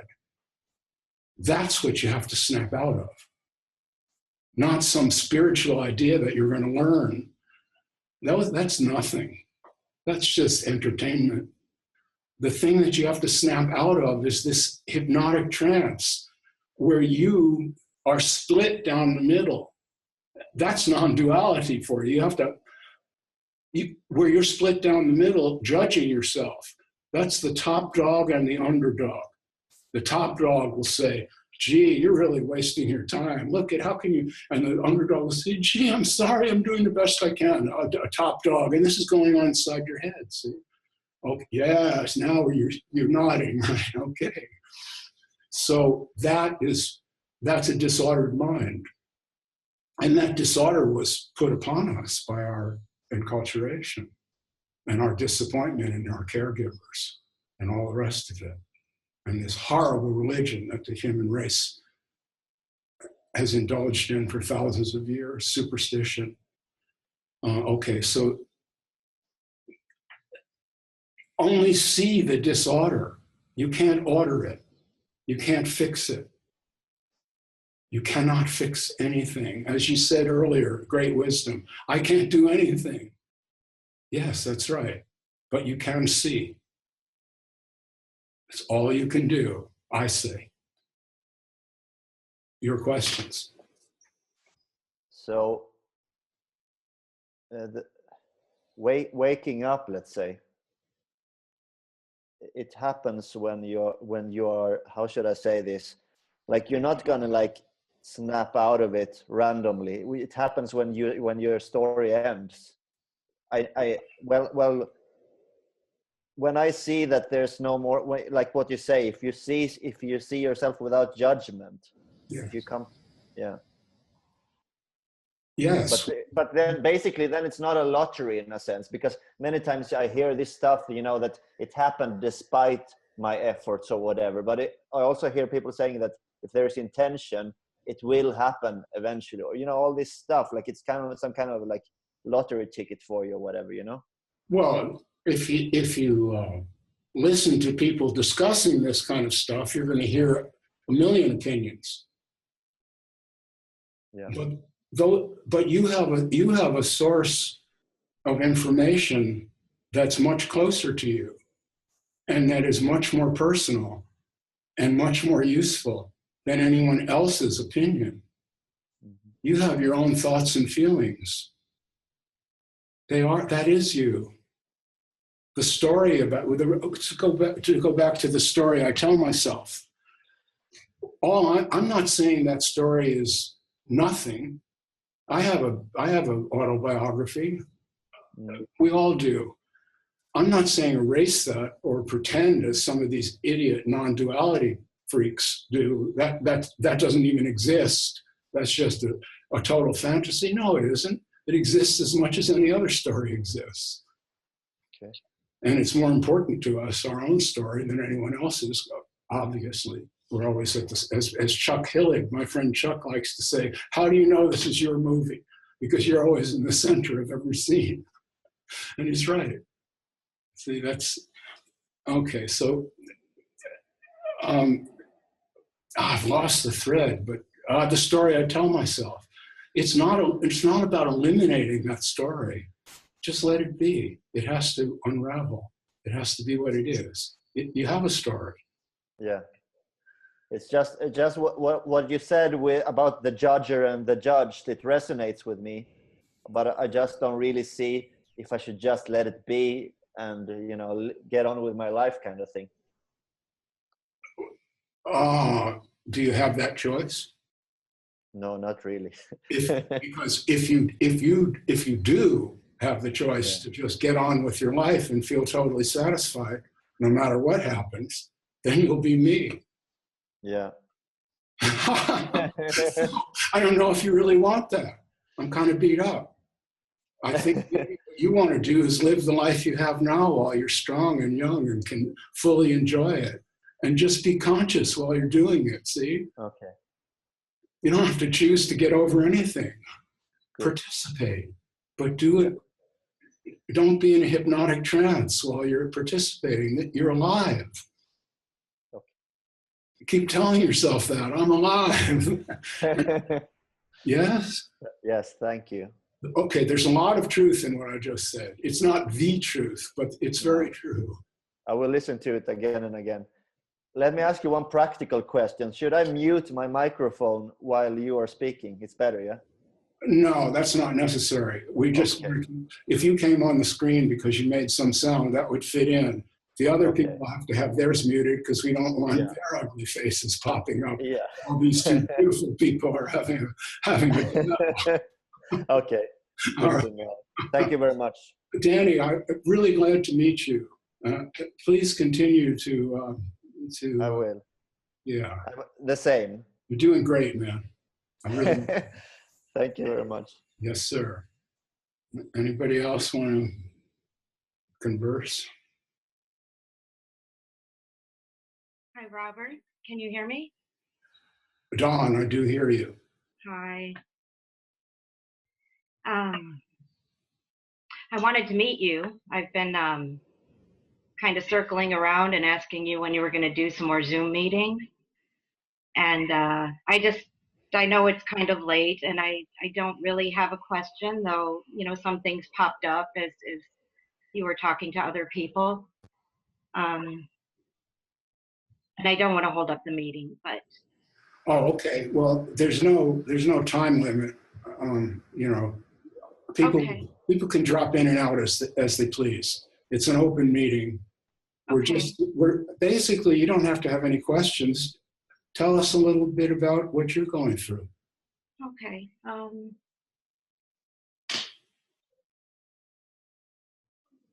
Well, you know, for me, I wasn't really seeking, maybe a little bit. I had like a really energetic and, for lack of a better term, Kundalini awakening about 5.5 years ago, and it really leveled me. You know, I saw things. You know, I was able to see more truth than I ever had before in that experience. And then it came back down. It, again, more expression like, but came back down into the body, and it was almost as if I was just scared to death to be here, just scared to death. So it brought up old trauma and things like that for me as well, trauma in the body. And I've had a couple of long, dark nights that have lasted more like years. So the speaker before me, I think it was Danny, was talking about this kind of flip-flopping back and forth. I think he was, anyway. That was how I interpreted it, because that's kind of where I've been in the past years. It's got there was like a real dense, heavy energy that was part of it, but it continues to kind of lighten up. I've seen. I think what you're saying is really starting to open me up in a way that I haven't been before, because it feels so much more true than some of the stuff that I've engaged in over the past 5 years, which I feel was just adding more beliefs and more stuff on top of what I was already trying to understand and drop. Instead, I was adding all this stuff. And you talked about like the ego coming back in, and wow.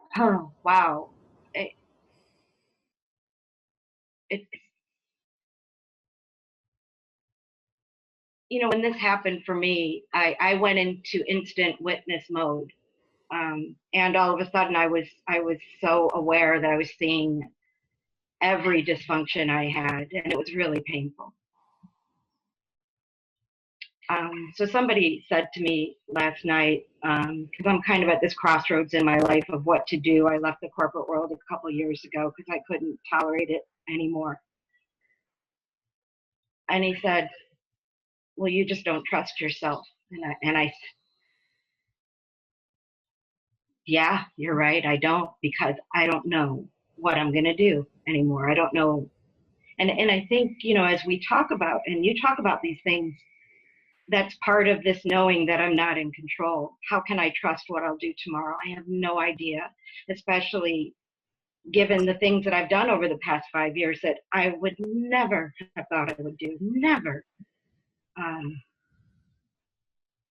And even reconciling some of the things that I've done in the past 5 years has been really difficult, because it was like out of character. But I don't know what I'll do tomorrow. I have no certainty in my life anymore.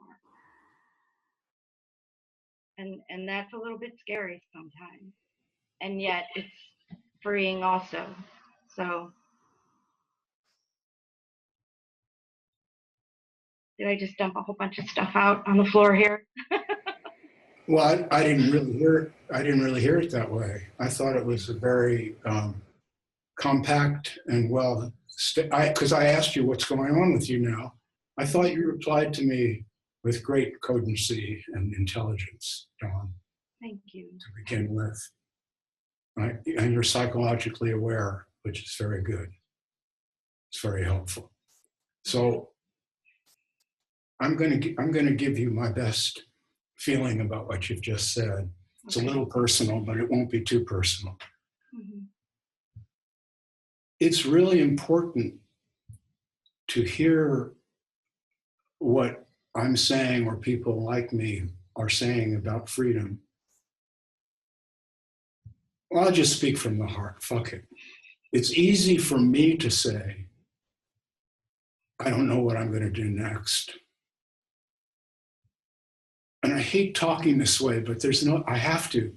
The pain in what you've just said, it just requires it. So please forgive me in the universe here. It's just very easy for me to say that because I'm in a place where I can do no wrong. Yeah. And then someone can say, how do you know that, Robert? And they'll be right.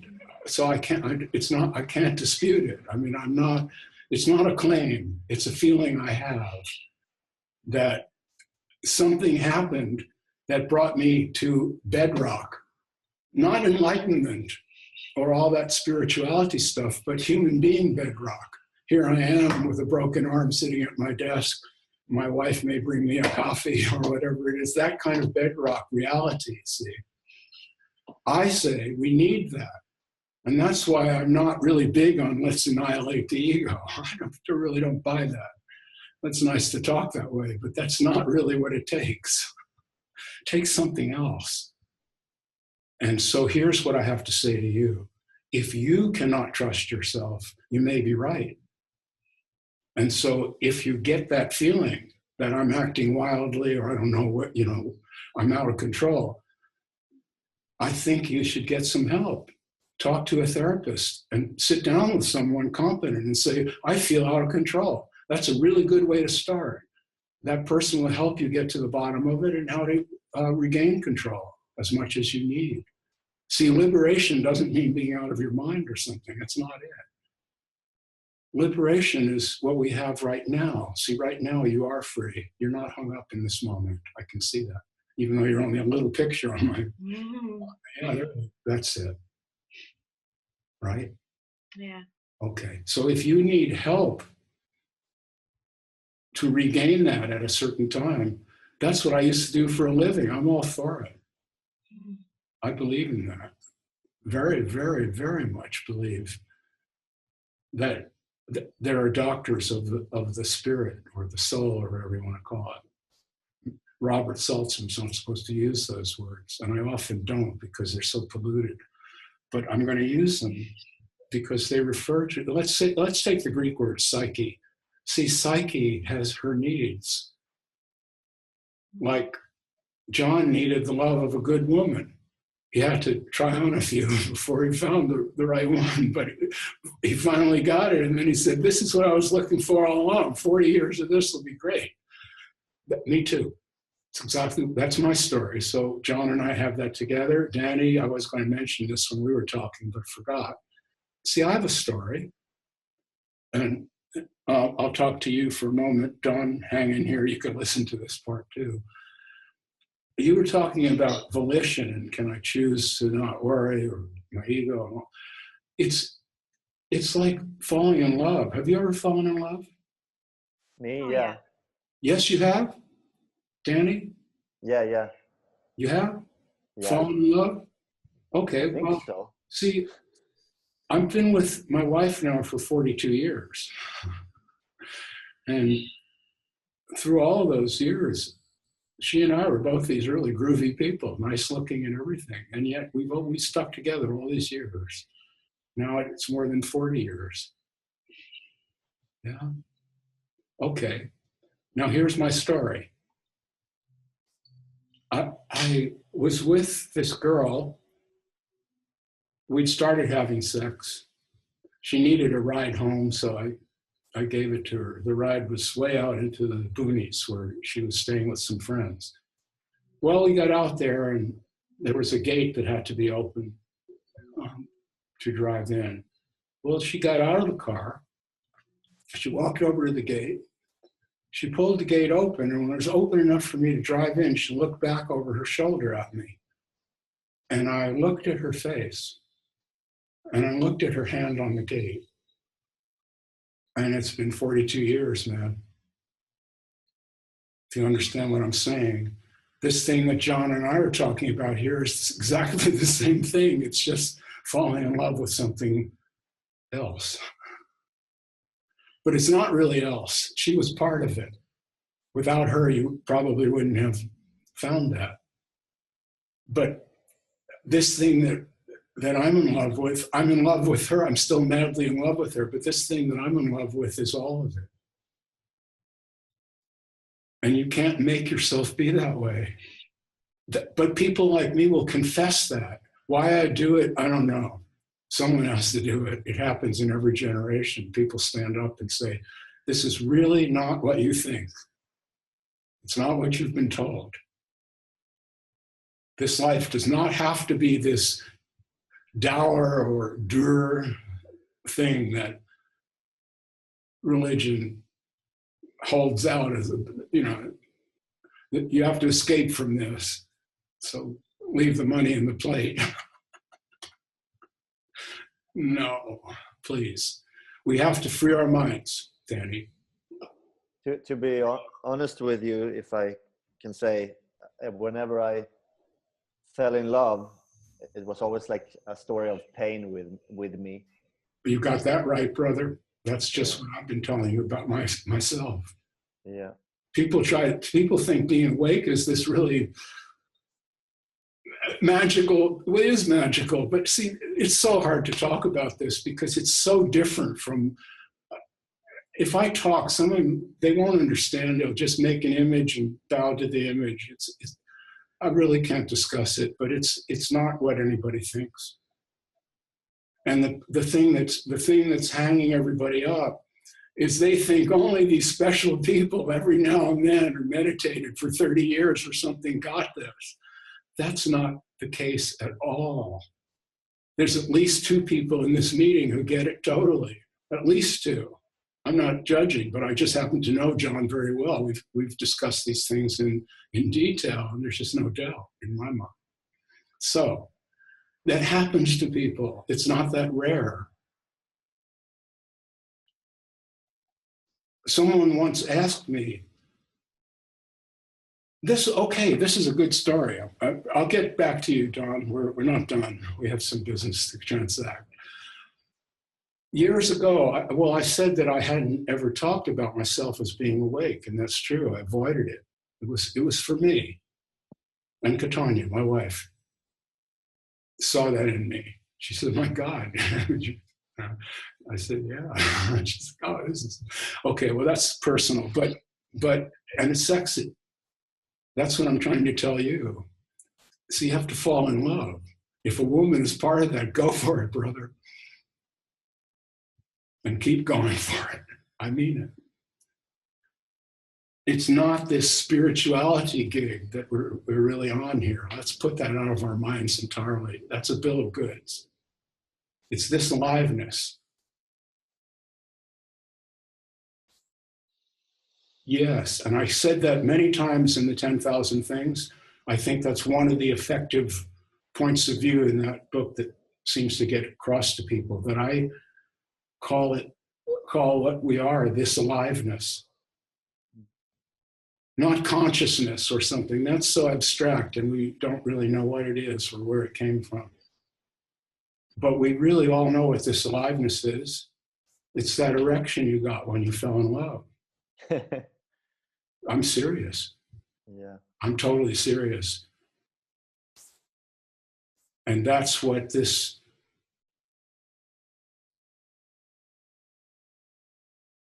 is.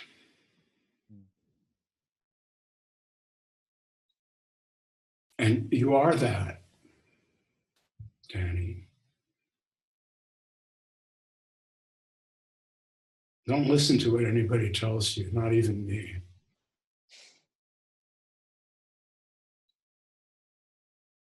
Get what you need to get from me or someone else, but with a big grain of salt, because it really can't describe anything.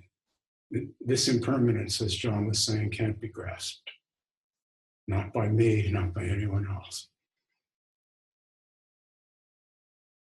It's a mystery wrapped in a conundrum, presented in a gift box called the enigma. Don, back to you. I was saying that if you feel upset, the best thing in the world is to adjust that with a wise and kind person, not to be isolated with those thoughts and feelings. Yes. I mean, I'm glad you're at the meeting. Feel free whenever we have one. Mm-hmm. Yes. If you want to write to me, you can message me.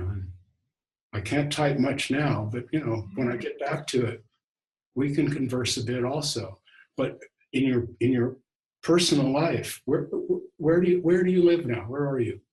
I'm in Oceanside, but San Diego, California. Yeah, well, and try to find some before you really need it. Try to find some resource in San Diego where you can go and discuss this. It could be some kind of meeting. If it could be personal psychotherapy, that would be better, but it might be a question of finances or whatever, but get somewhere where when you aren't feeling that good, you go there and tell everyone, hey, I'm a little bit out of sorts. What's the deal? See, that's important to have. Yeah, I can see that. Yeah, I've really been doing this all in isolation, and even feeling that, you know, this has been a healing journey for me. And I see that where, you know, reaching out would have probably helped me a lot in the past, but it is what it is. Here's where I'm at now. Well, is it hard to reach out? Is that just difficult? You reached out here after all. Yeah,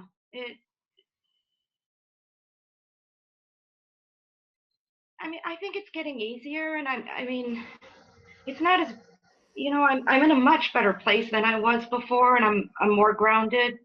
And I think when I was talking about really not knowing what I'm gonna do, or living in this uncertainty, it's more about really not knowing what I'm going to do. I mean, really, like from a day-to-day basis, not knowing how things are going to play out. Yes, okay. Well, you see, that's what I was trying to point out. When I say I don't know what I'm going to do next or say next, that's true. But I wasn't always like that. Yeah, right. And I wasn't either. It's only been. Well, but I see. What I'm trying to point out is that there might be a difference between my state of mind and yours. Yeah. For you, for me, not knowing what I'm going to say and do next is not a problem in any sense. But that's, you see, that's because I have the mind of Clover, as it's called. The mind of Clover, as it's called. That's the mind of impermanence. It's just Clover. That's what John is. Yeah, but see, I need organization in my life. When I say I don't know what I'm going to do next, that doesn't mean I don't make any decisions and appointments or have a little game plan that I might be following for the day or the month. See, these are two different levels. Yeah. And it's very important not to confuse them. This is highly important. See,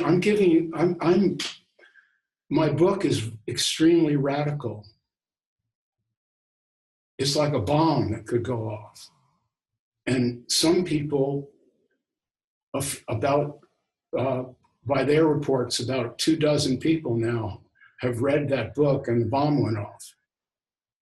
Richard Elkin couldn't be here today, but he's someone who spoke on one of these Zooms, one of the previous ones, about reading the 10,000 Things, and the bomb went off. And it capsized his boat, as he put it. Yeah. So the book has that power because it's radical. But it also could be upsetting if you take that in the wrong way and imagine that it means it's okay to be disorganized. I see what you're saying. Yes, well, see, I saw this when I was just a kid. I was born in 1945. So I was right on the kind of borderline between the beatniks and the hippies. In fact, when I came of age, you pretty much were one or the other or a jock. So I was a little bit more of a beatnik, a lot more of a beatnik than a hippie. So I had that attitude. And that attitude was so bogus. Like there'd be all these people talking about nonconformity and they'd all be wearing a black turtleneck and a beret and smoking. See, yes, you're hearing that? Yeah. You have to find your way. And it sounds to me as if your way involves getting into some kind of therapeutic relationship where you are able to talk from the heart the way you're doing here with a real human being. I hope you will do that.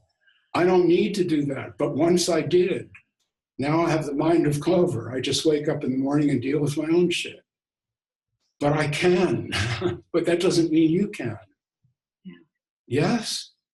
Yeah, yeah. Don't misunderstand. See, it's dangerous for me to write a book like that. I knew that when I wrote it.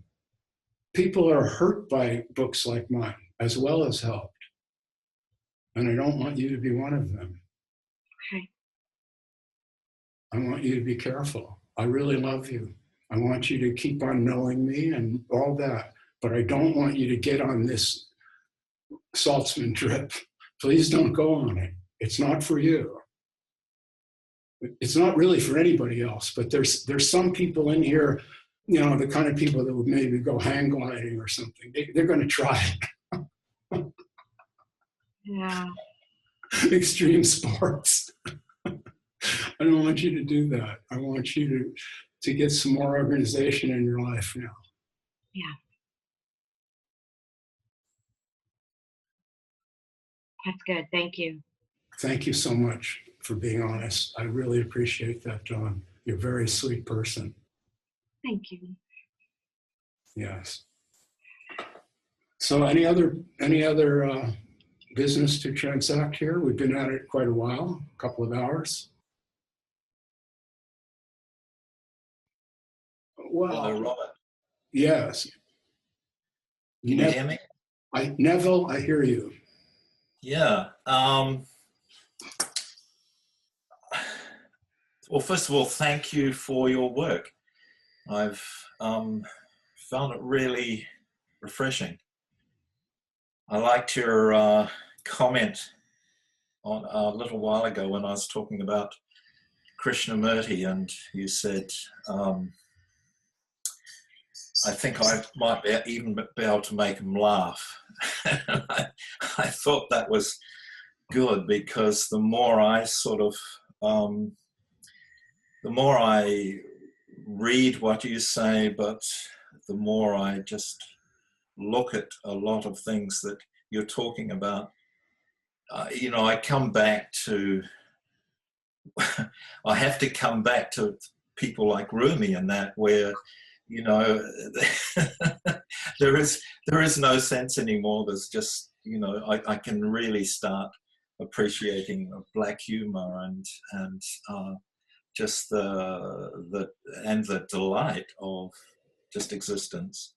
But just being here today, there was a question earlier on. Well, I had a question earlier on about, I'm not sure what you said, but it was about meditation. But as I understand it, you're saying that I guess you're in a position of neither confirmed or deny about meditation. And its usefulness. And I think you were saying that it's not really useful if you think it's going to get you anywhere. But I have this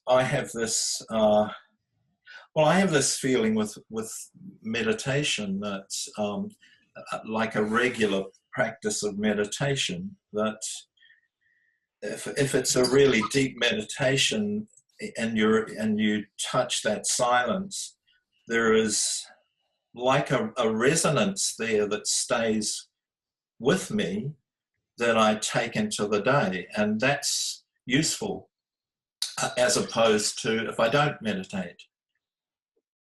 What would your comment be on that? Okay, thanks for the question. Forgive the lozenge, I'm experiencing dry throat here. You see, that's a very deep question, Neville. The first question that comes to mind is, why would I be some kind of authority on something that you find personally useful? Well, you made a comment that that you didn't think meditation was useful or something like that. For myself, as I think that throughout the 10,000 things, I assume that you've read some of that. Yeah, a couple of times. Okay, beautiful. Well, I tried as best I could at the time to make it clear that it was a personal confession, not a guidebook. I think I said that very, very often. But I understand that it's hard not to see freedom and want that person's experience to somehow indicate the method. But yeah, it doesn't work that way. So if you are getting something from meditation that you find helpful, this is your mind. I'm not going to sit here and diss that or argue against that. That was never my intention. Here's what I pointed out in the 10,000 things, but I don't think you fall into this category. I know you don't. I know, I don't know. I'm pretty sure you don't. I was talking about the kind of person who becomes a skillful meditator with a process. The process may involve deep breathing, noticing the breath going past the nostrils, whatever it is. That is very hypnotic, highly hypnotic, to be one-pointed. Okay, I don't have to belabor that. I'm just saying that when you're doing that, putting yourself in this altered state, which you enjoy, and I understand that, I enjoy it too. Be careful what you believe while you're doing, be careful what you believe about that. Otherwise, what I've seen happen, and I wrote a chapter about this, a meditator becomes more and more skillful and more in touch with this kind of joyful separation from the world. That creates a split in the psyche. And now this person is addicted no longer to reality or whatever the question was that got you started, but to pleasure. It's just a higher pleasure. See, it's just more acceptable to the spiritually judgmental, hierarchical function, where now I'm not looking for pussy. I'm looking for enlightenment. See, it's the same process. So exactly the same process with the same payoff. Yeah, I went through that addiction phase, and I think what brought me out of it was I started to find sometimes I'd be tired, and I'm too tired to get up early in the morning and meditate. But I started to find when I was aware that I was too tired to meditate and get out of bed to meditate, and had to be in my formal meditation and all that. I was still locked into formality of meditation and things, and that in that state between waking and sleeping and waking, there was these insights when there was acute awareness, and I started, and that awareness would flow on into the day. Something would happen where that awareness was really quite phenomenal, and so I started setting a couple of alarms so that I would be in this state of waking and dreaming. And I didn't tell for years. I did this. I didn't tell people about it because I thought it was a lazy man's meditation, but it was really until someone said, "Well, that's a very valid technique." But and that was one of the things that broke away this formality or the need to have a place or position or any sort of paraphernalia for meditation, or the fact that I was going to gain or something from it, and it kind of all fell away from there. Okay, and yet you asked me for my opinion. Yeah, well, because I had this thought that some people, you said some people are annoyed that you're not promoting meditation. Oh, okay. Well, see, that's a very difficult issue. But just to go back to, see, no one ever said this better than Jiddu Krishnamurti. Be a light unto yourself. That's what I say about whether you meditate or not. Really has so little to do with any of this. Just be a light unto yourself is what I say. However, whatever you need to do to have that happen, that's really important. But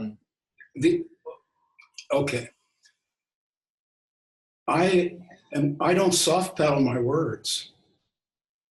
If someone, and I've warned people many times, if you ask me a question, I will reply, and I don't really care about your feelings. I'm not cruel. I'll try to be as gentle as I can. I'm trained to be, but I will not let that requirement stand in the way of giving a factual answer. Yeah. The rest of my life, I have devoted to speaking without forked tongue. It's a unified tongue. It's a non-duality tongue.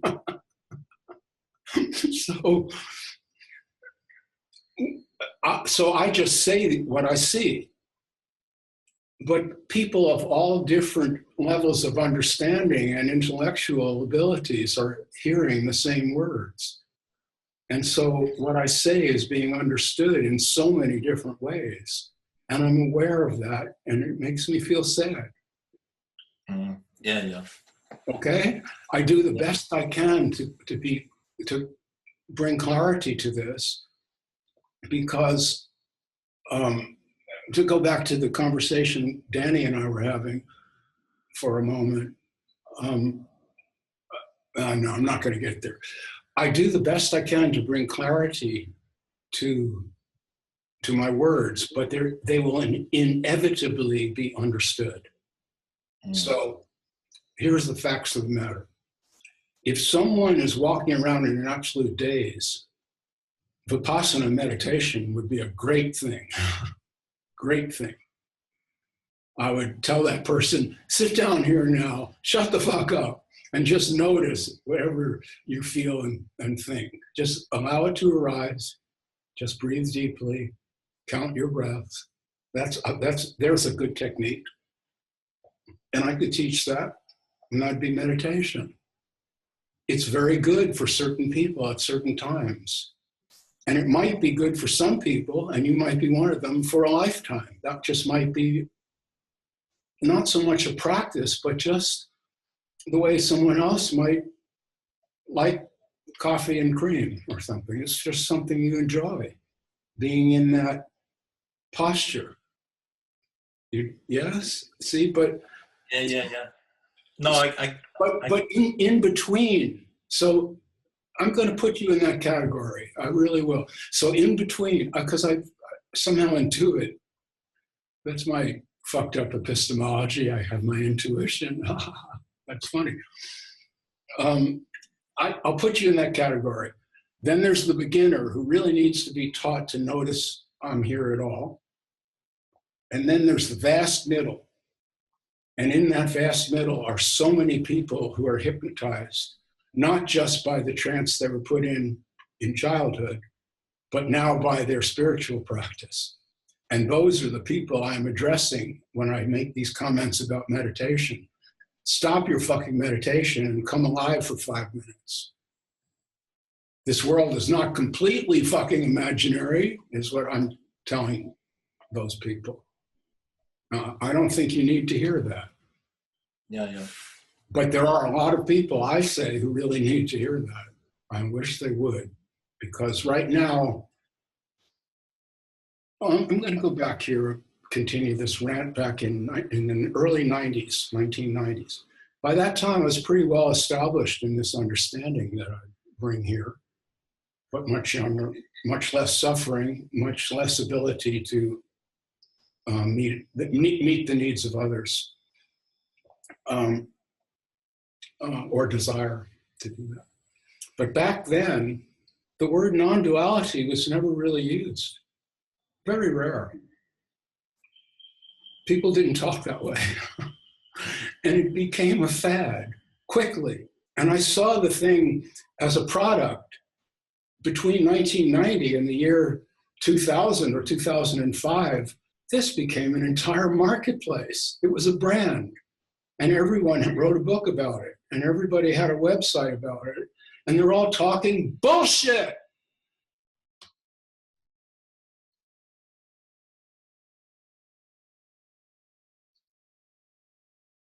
I'm not saying there's no such thing as non-duality. It's actually a Platonic ideal, if you know what that is. It's an idea of perfection that the human being holds, and this world we live in is taken to be a reflection of that ideal model.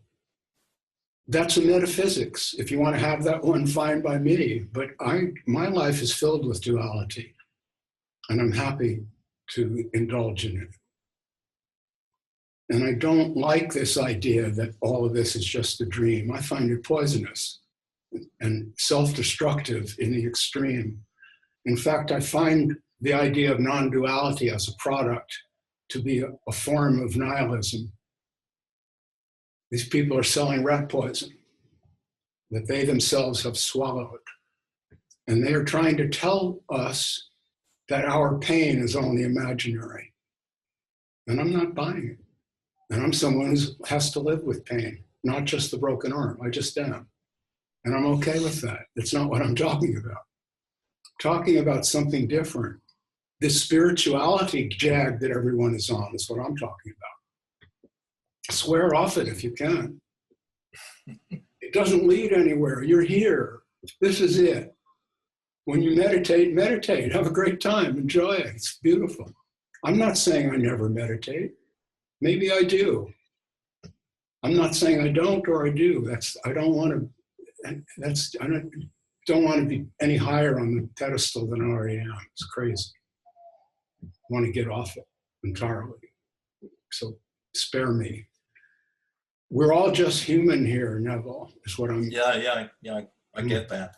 Okay. And I just wanted to clarify that point, really, because I guess meditation is a bit of an addiction for me. I really do enjoy it. It's like I had a Vaita Vedanta teacher here I live in Christchurch in New Zealand, for about 8 years, and then he went back to the UK. But he he it was like your thing with the humor of Krishnamurti. He was quite dry, and I loved activities like chanting. You know, I used to go to chanting things, not because I thought that would get me anywhere. I just loved it, and it brought me great bliss. But he used to say, well, there are levels, you know, of what you can do, and way down the bottom is chanting. But I just kept chanting because it's like meditation. I love it. It just, yeah, it's part of that aliveness you talk about. Well, see, that's, we each have our own beautiful interiority that we, that's what I wish the lying would stop about that. All this, the non-duality and the ego, kill the ego, all that. We're really, all of us who are sitting here in this meeting, focused on our interiority. We're either enjoying it for what it is or feeling what we feel. That's what we've got. That's all we have. Don't legislate it out of existence. That's not what it means to be awake. See, that's a fantasy that's been... Okay, well, Krishnamurti, see, he was a great man. I love Krishnamurti because he was an intellectual in a way that I'm not at all. Very dry. And he had been programmed to be the leader of the world church, whatever it was called. And he couldn't help himself. He had to do that.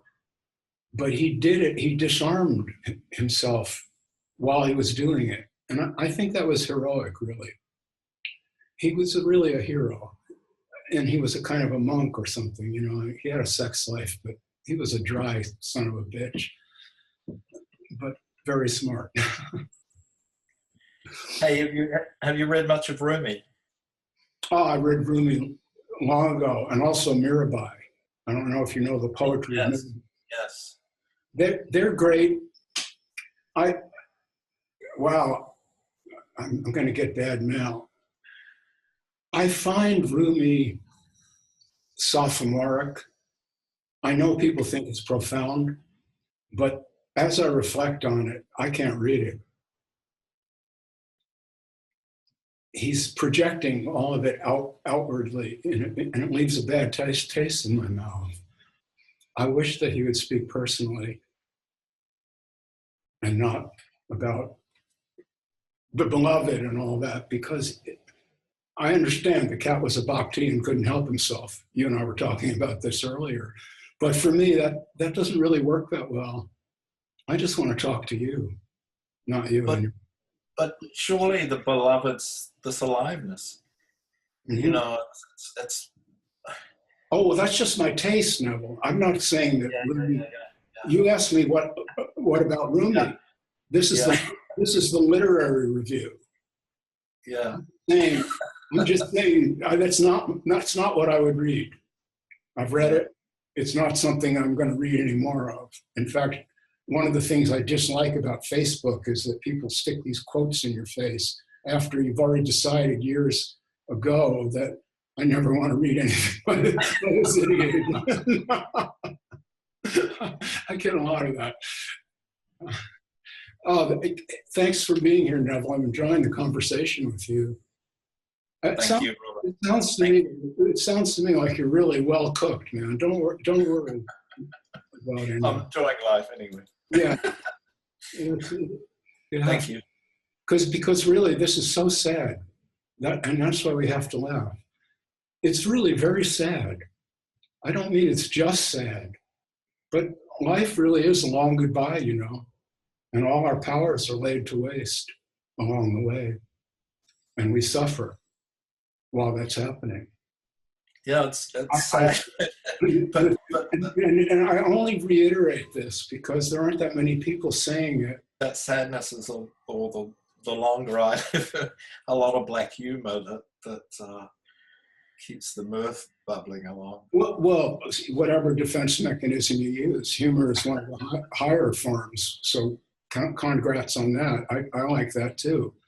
But the truth is, what John Troy mentioned earlier is it's so impermanent, we can't even comprehend how impermanent it is. So all of these theories, and Robert Saltzman talking about how he sees it and all the rest of it, that's only at best sublimation of our fears. Mm-hmm. Yes? In other words, we have this fear. There's no point in saying, I have no fear, unless you really don't have that fear. When you really don't have the fear of death, when you really don't have the fear of being incapable of caring for your own bodily needs, all of the rest of that, when you really don't have that fear, then you can talk. Otherwise, this is sublimation, all of it. It's entertainment. And what we really need to do is understand how short a human life is and how the end of it is probably not quite as, what's the word, serviceable as the younger years were in terms of having experiences. And so the time to have the experiences is when you're young enough to really fully participate in them, because they become the grist for the mill of your wisdom body that you need when you're old and in pain. Mm. This is what I'm trying to share with the universe. And so that's what I said to Danny before, to get his feet wet. So this is not about you, that my criticism of meditation is when people escape into that. Why? Are you really sure that that experience of a blank wall is what you need to stare at? What happened to Milady's quince? Maybe you'll regret it later. I have a friend who is a Zen guy. He's a noted teacher. I won't mention his name. And he spent his entire 20s in a Zen monastery staring at a white wall for 10 hours a day. And I mentioned this in the book, and I asked him what he had gained. And he said, I got really good at staring at walls. Now, he's got a dry sense of humor, not as dry as Krishnamurti. He's got a dry sense of, and he was speaking ironically to some extent, but not entirely. He'd missed out. And see, I'm sitting here now, and I know John is also. I don't feel I've missed out on anything. That's why I can't recommend meditation, because it depends on what else your life is providing. If it's just meditation, if it's just staring at the wall, I'm not too sure. That actually, to tell you the truth, I don't think I've ever said this before. I think that much splitting may be a sign of mental illness. Just a very fine madness, it can be explained away and even seems to be an advantage. I don't know if you want to really get it to a place where when you bleed, the blood is just, oh, well. You can do it. Yeah, but wouldn't you actually say that all we have is this, acute, vigilant awareness? We are just, but sometimes the acuteness and the vigilance goes in and out in terms of where we are. Meditation seems to, when you drop into that silence, it seems to have a residue that carries into the day that that just sharpens that awareness and the vigilance. And that's a useful tool, I find. That's what I was referring to before. If you find it a useful tool, mazel tov, you have a useful tool. I never said it wasn't. I hope I made that clear. Thank you. When I said that, it was addressed to people who are in this hypnotic trance vis-a-vis meditation. It's a place where a lot of mentally challenged and mentally ill people escape. And you can see them sitting at the feet of the gurus and everything. A lot of these kids are starving to death or whatever the fuck is going on. They're not okay. But they meditate a lot. See, I don't like that. I don't like seeing that. You're not there, so you're not the one who needs the warning. I guess I have to come clean. For me, meditation just continues. It's not that I have anything against meditation. There's no borderline. It's all meditation. As John calls it, seamless. See, it's seamless sentience. It doesn't come from anywhere. It's not going anywhere. I don't have to try to meditate. It's just not going. John, you're on. Take over, please. You need to rest. For me, I find that meditation is not something you do. That I've got a pond out front of my house, and it changes with the weather. And there are times when everything is still, and the surface of the pond is really smooth, and it's reflective. And the weather changes, and it's not that way anymore. And I find with myself that there are times when I'm in repose and seamless with everything. And then the weather will change. And the change, the impermanence for me of everything is a key element of beauty. There can't be beauty without impermanence. And that's a great gift.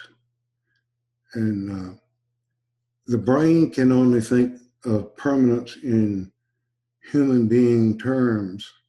And this is a pretty big infinite universe. And just to imagine that one could be like seeing through eyes or something like that can be a permanent thing, just simply isn't true. I had a person call me one time when I was having the radio show that Robert spoke of earlier. And he called me up and he said, I listen to you because I'm blind, I can't see. And so I was going to tell him a metaphor that had to do with the movie screen and everything. And I said, well, before I ask this, let me ask you a question. What is your experience with light? And he says, I don't have any. That people born blind don't know what light is. They don't. The visuals aren't there. And that people who go blind after being born later on will regurgitate those images for a while, and then they'll disappear. And I said, well, what's your dream like? There's just sensations like music and sounds and touch. And so many of us have visionary components about meditating or light or all of this stuff that a human being born blind wouldn't even know what you're talking about. So impermanence to me is a part of beauty. It's the things happen and dissipate, and in that dissipation there's beauty. Even I'm like Robert, I've got a crowd of petty tyrants that are hitting on every part of my body. But even in the midst of all of that, And I'm laughing, sometimes moaning in pain, I'm laughing at the same time. And but there's an acceptance in that impermanence that brings a beauty. It brings a beauty that can't be caught in visuals or words. And the meditations, I know you might be meditating, maybe if you see the white light. Well, if it happens, it's going to come and then it's going to go. And whatever's new is going to get old. Doesn't matter. I mean, you may have a vision of Jesus, but it don't last long. It just comes and goes like everything else. And so meditation is something that happens. It's not something you do. And it happens as we're in repose and mature. I think awakening is a part of a human being mature. It blooms like a flower blooms. Not every flower blooms, and that's just kind of how I see it. But the contrivance in meditating to achieve some goal or to see some light or to get into some state of consciousness is silly, because you're right in the midst of the most incredible vision that you could ever possibly have without effort, and you're wanting to replace it with an imaginary something. And it steals life away from you, in my opinion. I like to live. I like to have fun. I'm still having fun. Even when I'm hurting or in the hospital or something like that, I have fun with the doctors and the nurses and whatever, and we carry on good conversations, and everyone I have seems to be clear and caring and loving, and I still think it's a good life. I'm having a good time. I really enjoy sharing the fellowship with Robert. We go back a number of years now, and when I first read that article and invited him on our little radio show, I felt a certain affirmation of common sense that I thought clear and bright. And I've had a destiny of somehow, kind of like Forrest Gump in a way. I found myself backstage with all of these guys, from Ramana Maharshi to Papaji to Muktananda, many nameless people, many backstage situations. And it's different backstage than it is on stage. And I've had good backstage with Robert and Katanya, and it's good, and it's genuine, and it's real, and it's human. And I love friends like that. As I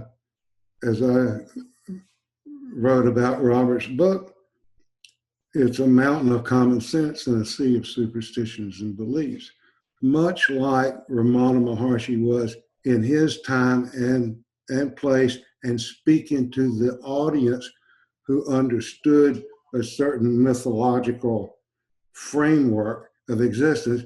Ramana would edify that and bring common sense to it. Same with Papaji, same with most backstage sincere people. Other backstage situations, it's all about branding, and branding is something I know a lot about, and they're just doing brand work, building a brand. And it's like Robert was saying earlier, they know that secret. Say something over and over and over again, and it becomes the truth, and you drive that brand home. And it's just branding. Jesus is just a brand. Muktananda is just a brand. Ramana Maharshi is just a brand. Some have logos. the first one that addresses a new category gets that position in the mind, and the door closes. That brand wins. Same in music. So it's just branding going on with a non-duality. I went years ago, I went to the non-duality conference, one of its earlier years, and I've been to a lot of trade shows in my life, and it was a trade show, straight up. The whole infrastructure, everything was just like a trade show with brands. So the brand puts extra added values that is fictitious on that, so to get your attention. And I say don't buy it. It's just a brand. Buy the generic, because you don't see the branding going on with sincere people backstage. You just don't see it. It's a vision of equality, not hierarchy. So that's my wrap on meditation. John, so let's see who hasn't had a chance. Natalie, do you want to speak? You have anything to say? Please do.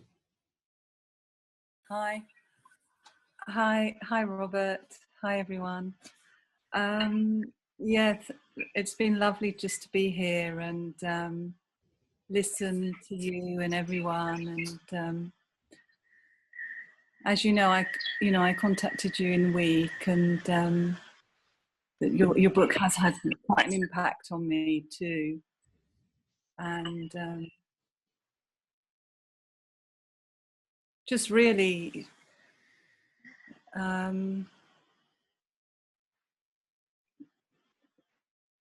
Just realizing just the places that I have been in a hypnotic trance, and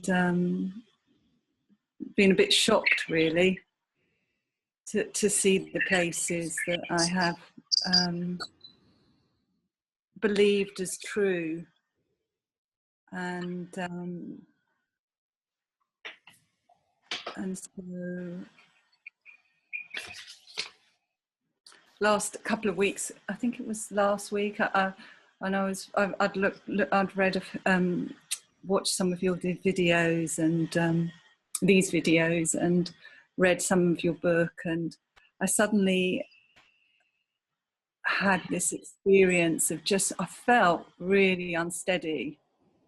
I mean, my life hasn't been so much in the sort of transcending. I'm a psychotherapist myself, and I've been exploring conscious relationships for a long time in different communities, and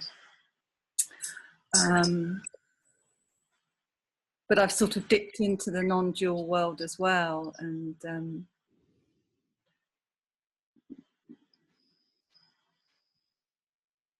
I don't really know what to say, but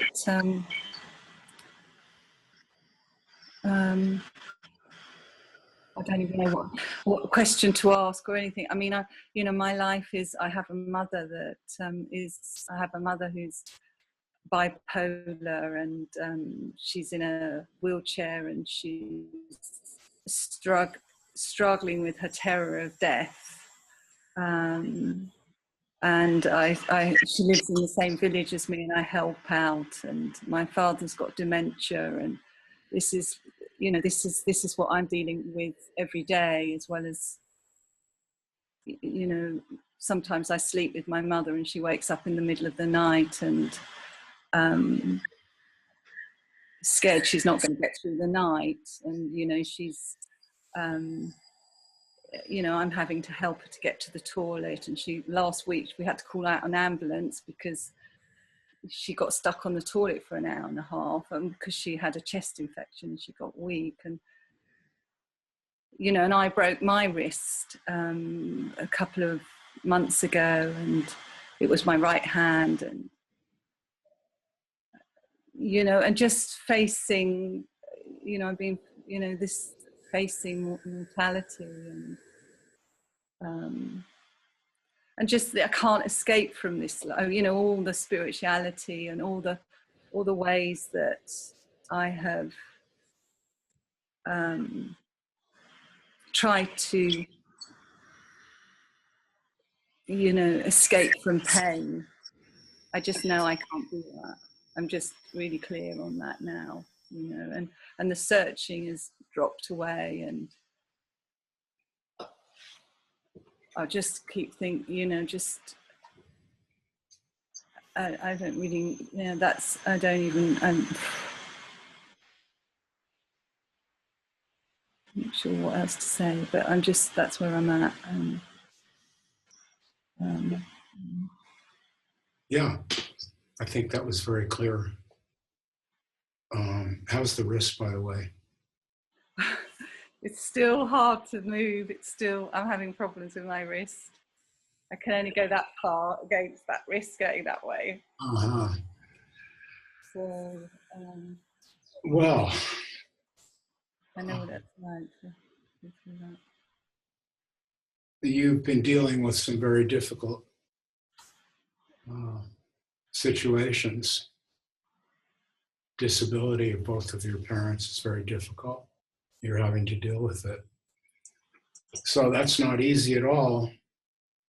You mentioned that you're a psychotherapist. That's what I used to do. So if you told that story to a psychotherapist, what would you want the psychotherapist to do?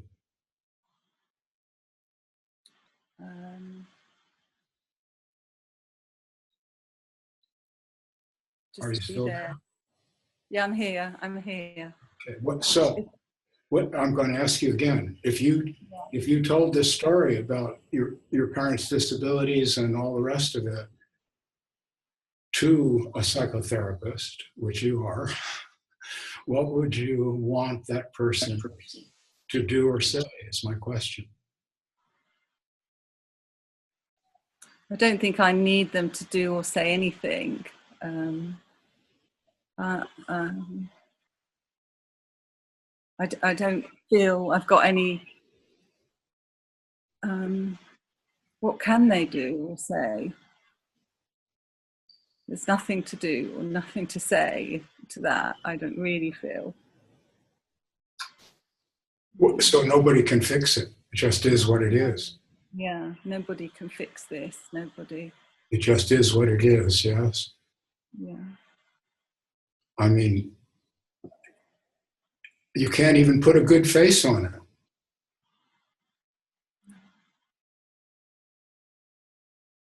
Some therapist I am. Let's look at the worst case. You can't. Right. You got that. I'm so glad. This is it. I mean, come on. And so that the point of my work, and I think that does have you upset, is that, as John was saying earlier, I'm just saying there really is no exit. There's escapism. I mean, you can go to the movies or something and maybe laugh for 2 hours and forget that you know, all that. But after all, what can be done? And I think that's, you know, probably went into therapy when I originally went into therapy. That was try and make things better, like we do, and then when I was exploring community, and you know, we used to do some crazy things together in community, of, you know, and more process, and then I think I probably went into the sort of non-dual area to sort of, maybe this is the answer. And, you know, maybe they've got the answer to this. I've done with all the processing now, you know, maybe the non-dual world's got the answer, and an eternal, you know, and I'm done with that too now. And so... That's right, because actually the process, group process thing and the non-duality thing are the same ants, just different Yeah, ant hills. exactly. The same ants, but just different ant hills. Yeah, yeah, They're doing the same thing, crawling all over each other. yeah, And where's the love? yeah. I say.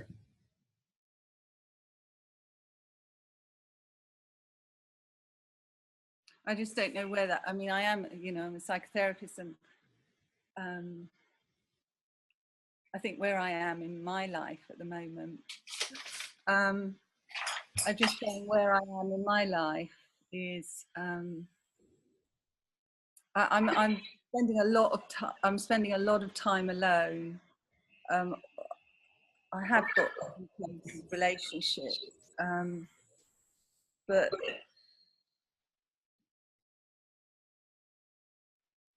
most of the time I don't know,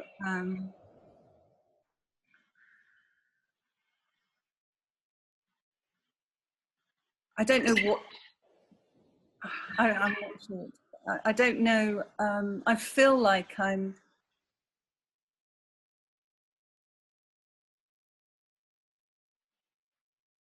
I just don't know. I just don't know. I think that's what it is. I don't know what, I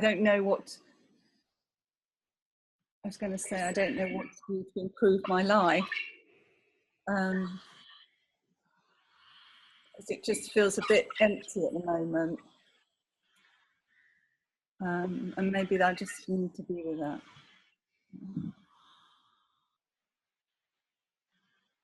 Yes. Well, this is, here's where psychotherapy and what I'm now doing on the communication level part ways. Because if we were going to do psychotherapy, as you know, because you've been trained, I would now discuss this with you in terms of this feeling of emptiness that you have and how best behaviorally or cognitively to address that. And that would be a kind of guidance. But I don't do that anymore. I have a different attitude. But I'm not writing you a prescription, and I hope you understand that. I'm just telling you how I see it. Coming into contact with my work upset you. That's what you said. And I don't want to make you any more upset. So I will just tell you in general what my work is really about. And then you can decide whether you want to read any more of it or hear any more of it or not. I think you have to be aware of that. It's really about the understanding that I have that now in this moment is the only place where one really exists. The rest is all memory and it's the past. But right now in this moment, we're alive and there's an engagement with life. Now, our minds are filled with all kinds of ideas, and a lot of those ideas are painful. They're associated with pain and self-judgment. And since there's so much pain and self-judgment circulating around in that space all the time, we can't really appreciate how beautiful this life really is, how amazing it is to be conscious at all, to see stars, to pet a dog, who knows what. All these things that we get to do because we're conscious. Now that does come with a very steep price. I'm quite aware of it. You and I are in the same boat. It's very painful to be alive, indeed. But the idea is to understand that you can't escape from that. Yeah. That those are the actual conditions. And so if there's emptiness now in this moment, acknowledge that. It won't be that way forever. I think it's, continue, please.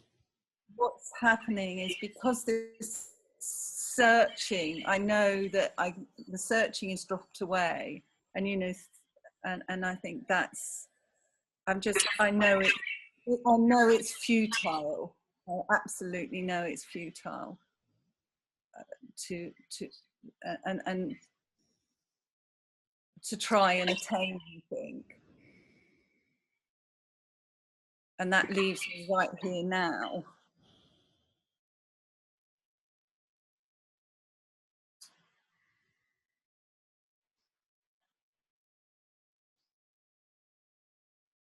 It shouldn't be terrifying, but it just feels, you know, there's something of a lot of fear about that.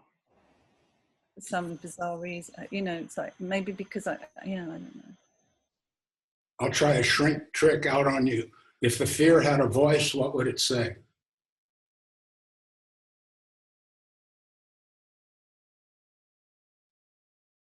Well, I feel like, I feel like what came, the first thing was you don't exist. But then my immediate response was, well, that's just come out of some you know, something that you've heard. Well, now you're doing the work. Because I can't find myself. Well, but now you're doing the work. That's how you do it. You ask yourself, what the fuck is this all about? And you look for sensible replies, and that'll be your path. It's not about striving. It's about being here now and dealing with whatever comes up.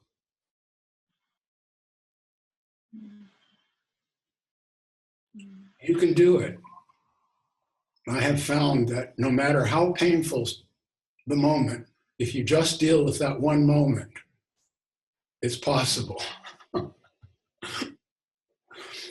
It's just barely possible sometimes, but it is possible, really. You don't have to be afraid. It's okay to be afraid. See, it's okay to be afraid, so you don't have to be afraid of being afraid. Yeah. I'm not. I cry a lot too. I really do. I've got to tell you the truth. I smile a lot because I do, but I also really cry. And when I do, I feel really sad. I'm not kidding. See, it's okay. You don't have to measure up. Between you and yourself, you can just be the way you are. And that'll be okay.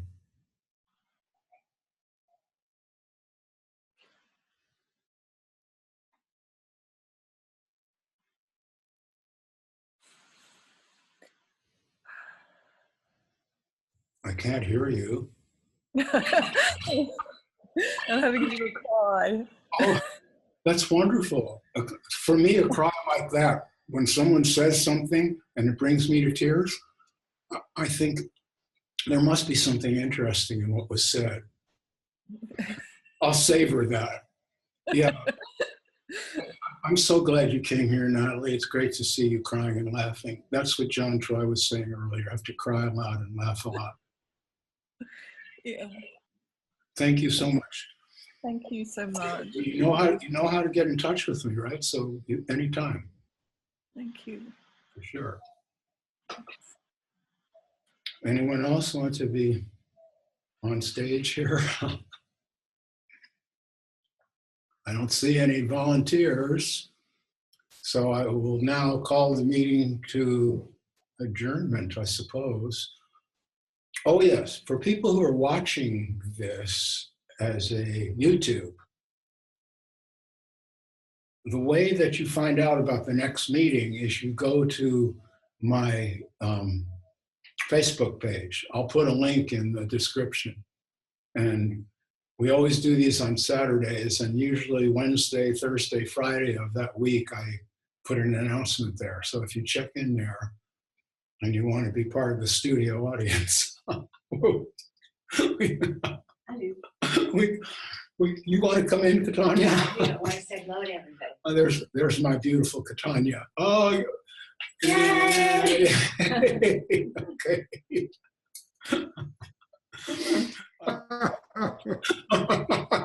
Yeah. we're making an appearance here. Okay, is there any more to be said and done? I want to say a big thank you for this sharing, and just express how much respect I have for you to be as honest and confessed as you are. It's wonderful. Oh, thank you so much, John. These people you mentioned, like I saw a video of Papaji once that really impressed me. Not what he was saying. It doesn't matter what he was saying. Here he was, and he was just vital. He was just there. And I hope that's really true of the image that on screen that everyone's seeing of Robert. I hope you see that I'm just here. And that's I've met Papaji, and apart from his indoctrination around the mythology of the time, I don't see any difference. I mean, you're just straight up real here. We all share the common sense of now, and but what I found with Papaji backstage was different than on stage. On stage, he had all these spiritual wannabes gawking at him, and so I had dinner with him. Then the next morning, I went to the Gawkers meeting, and at the first break, I split. That's not for me. Well, you did what I would have done, John. Well, so not fat here, by the way. This is my broken arm. Well, I just, yeah, I got the, well, yeah, the video that I saw of Papaji was really great. He'd gone to the market with a bunch of people who were staying at his place, and then he was watching a football match on TV, a soccer match. And he was just sitting at a kitchen table watching TV. And I thought, looks like me. That's where I met him. I met him at that kitchen table. Oh, really? That's beautiful. So that's very freeing for me. I was going to tell this story earlier, and then it slipped my mind.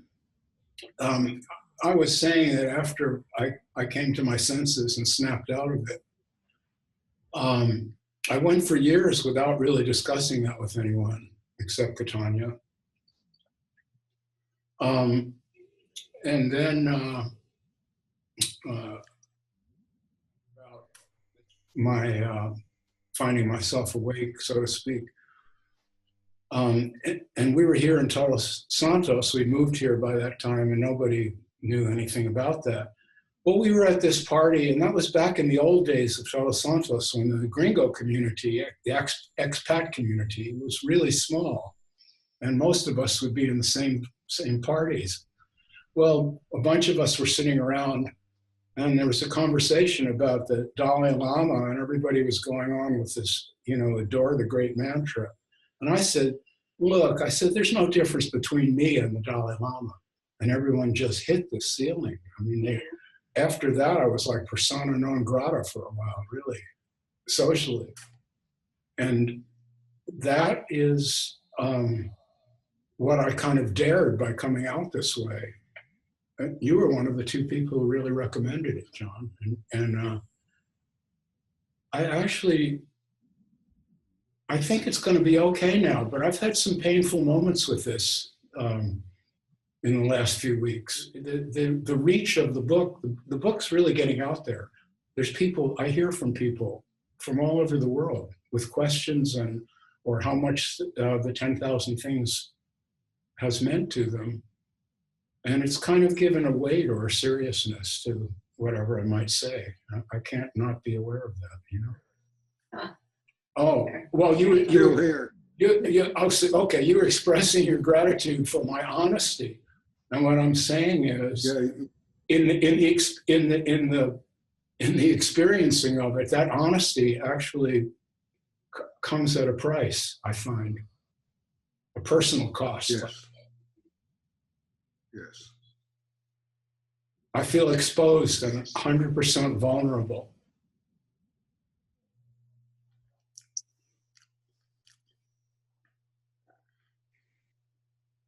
But in that vulnerability is a beautiful native innocence, like a baby. It's beautiful. Oh, thank you. Those are sweet words. You're such a great guy, John. Thank you for being here, man. You do me honor. Likewise. You did me honor by showing up at the meeting. My pleasure. Okay, with those inspiring words, I will now, anybody, last chance, going once, going twice. I'll add something. Okay. I'll Randy, put on my camera. go ahead, speak. I'm outside here. Okay. Oh shit. There you go. Yeah, it still works. I was wondering what John said about branding, and there's clearly some whatever you want to call it within the context of the spiritual circus, if you want to put it that way.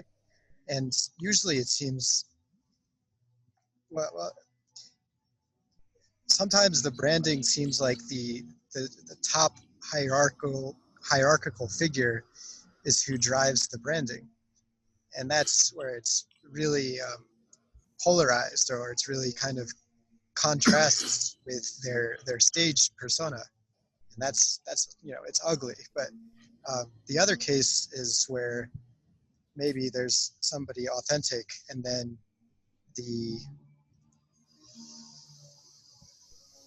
following is what builds up the brand around them, and then it may or may not spread into the top person's psyche or whatever. So I mean, when you mention somebody like Papaji, I definitely feel as Robert does, that he's very authentic in videos or whatever. It's just a sense that's there. It's he's speaking in a different stylistic way.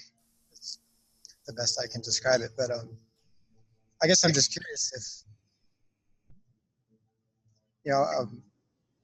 wondering what difference there is there, if you could speak about the difference between a self-branding figure, or if when the branding gets built up around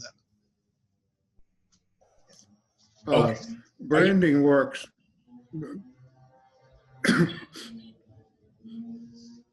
Branding works like, who's the first person to fly an airplane?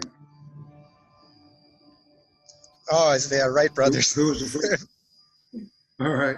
Who's the second one? It's who gives a shit.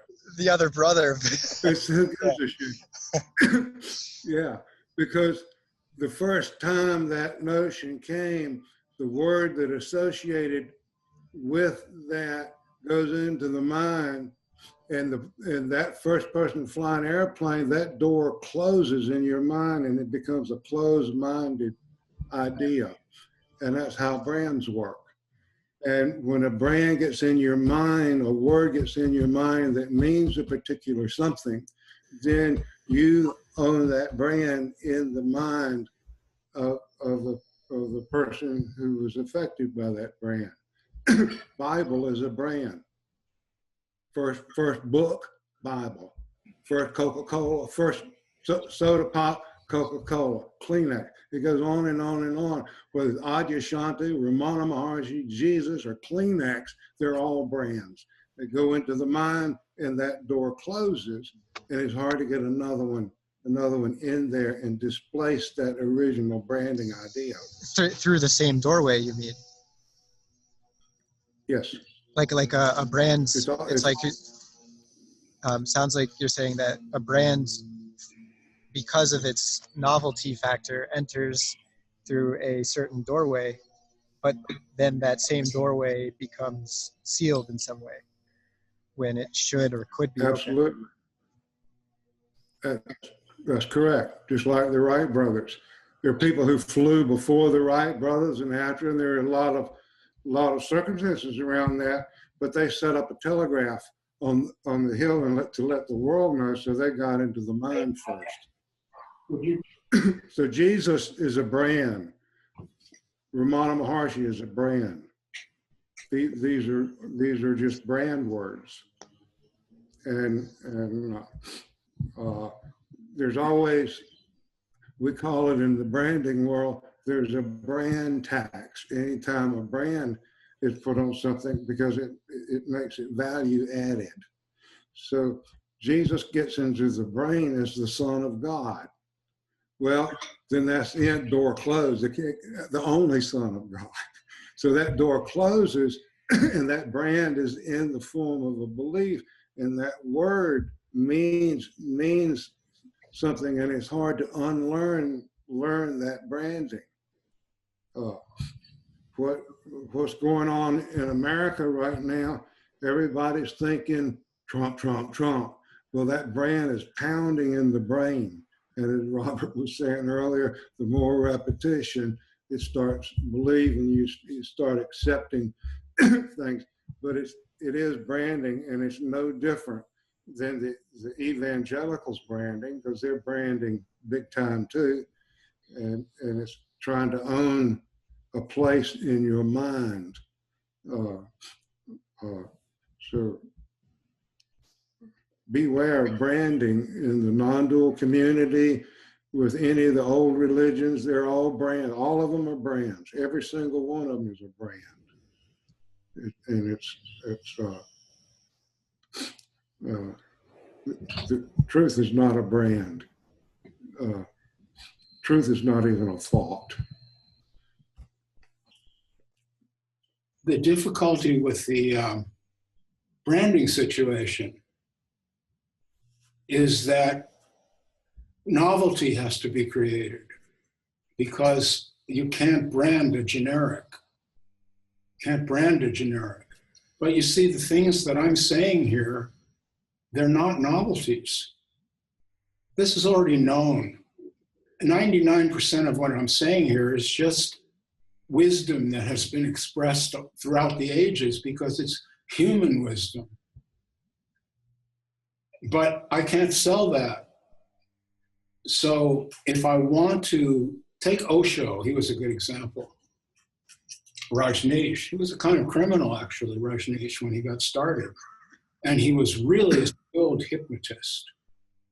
And what he did is he read the same books that a lot of us have read, the same ones that I've read about Zen and all this, Bhagavad Gita, all this stuff. But he developed this persona and this brand, and the brand was, this is really sexy, you're going to get to have a lot of orgies if you follow me.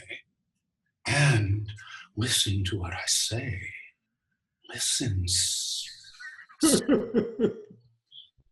Now that's how that was created, and it's, you see, everything that he was saying in a way is true, but it's not true because he's a good hypnotist or that he created a brand. It's true because it's ancient wisdom, it's human wisdom. It's just human wisdom. And it doesn't need to be packaged. It's within us, it's in our community. We don't have any famous people here in this meeting, and yet we're speaking good sense here. And this doesn't belong to anyone. I've mentioned these people's names, I'm not going to do it again. To generate that much money is not easy. It takes professional handling. I just know that. And if we know that, then we'll realize that when we see these people, however compelling they may appear, they're a product. And that product is being sold to us in the same way that other products are sold.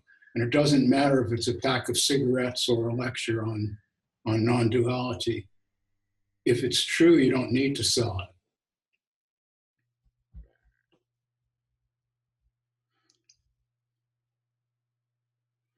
Comments? I know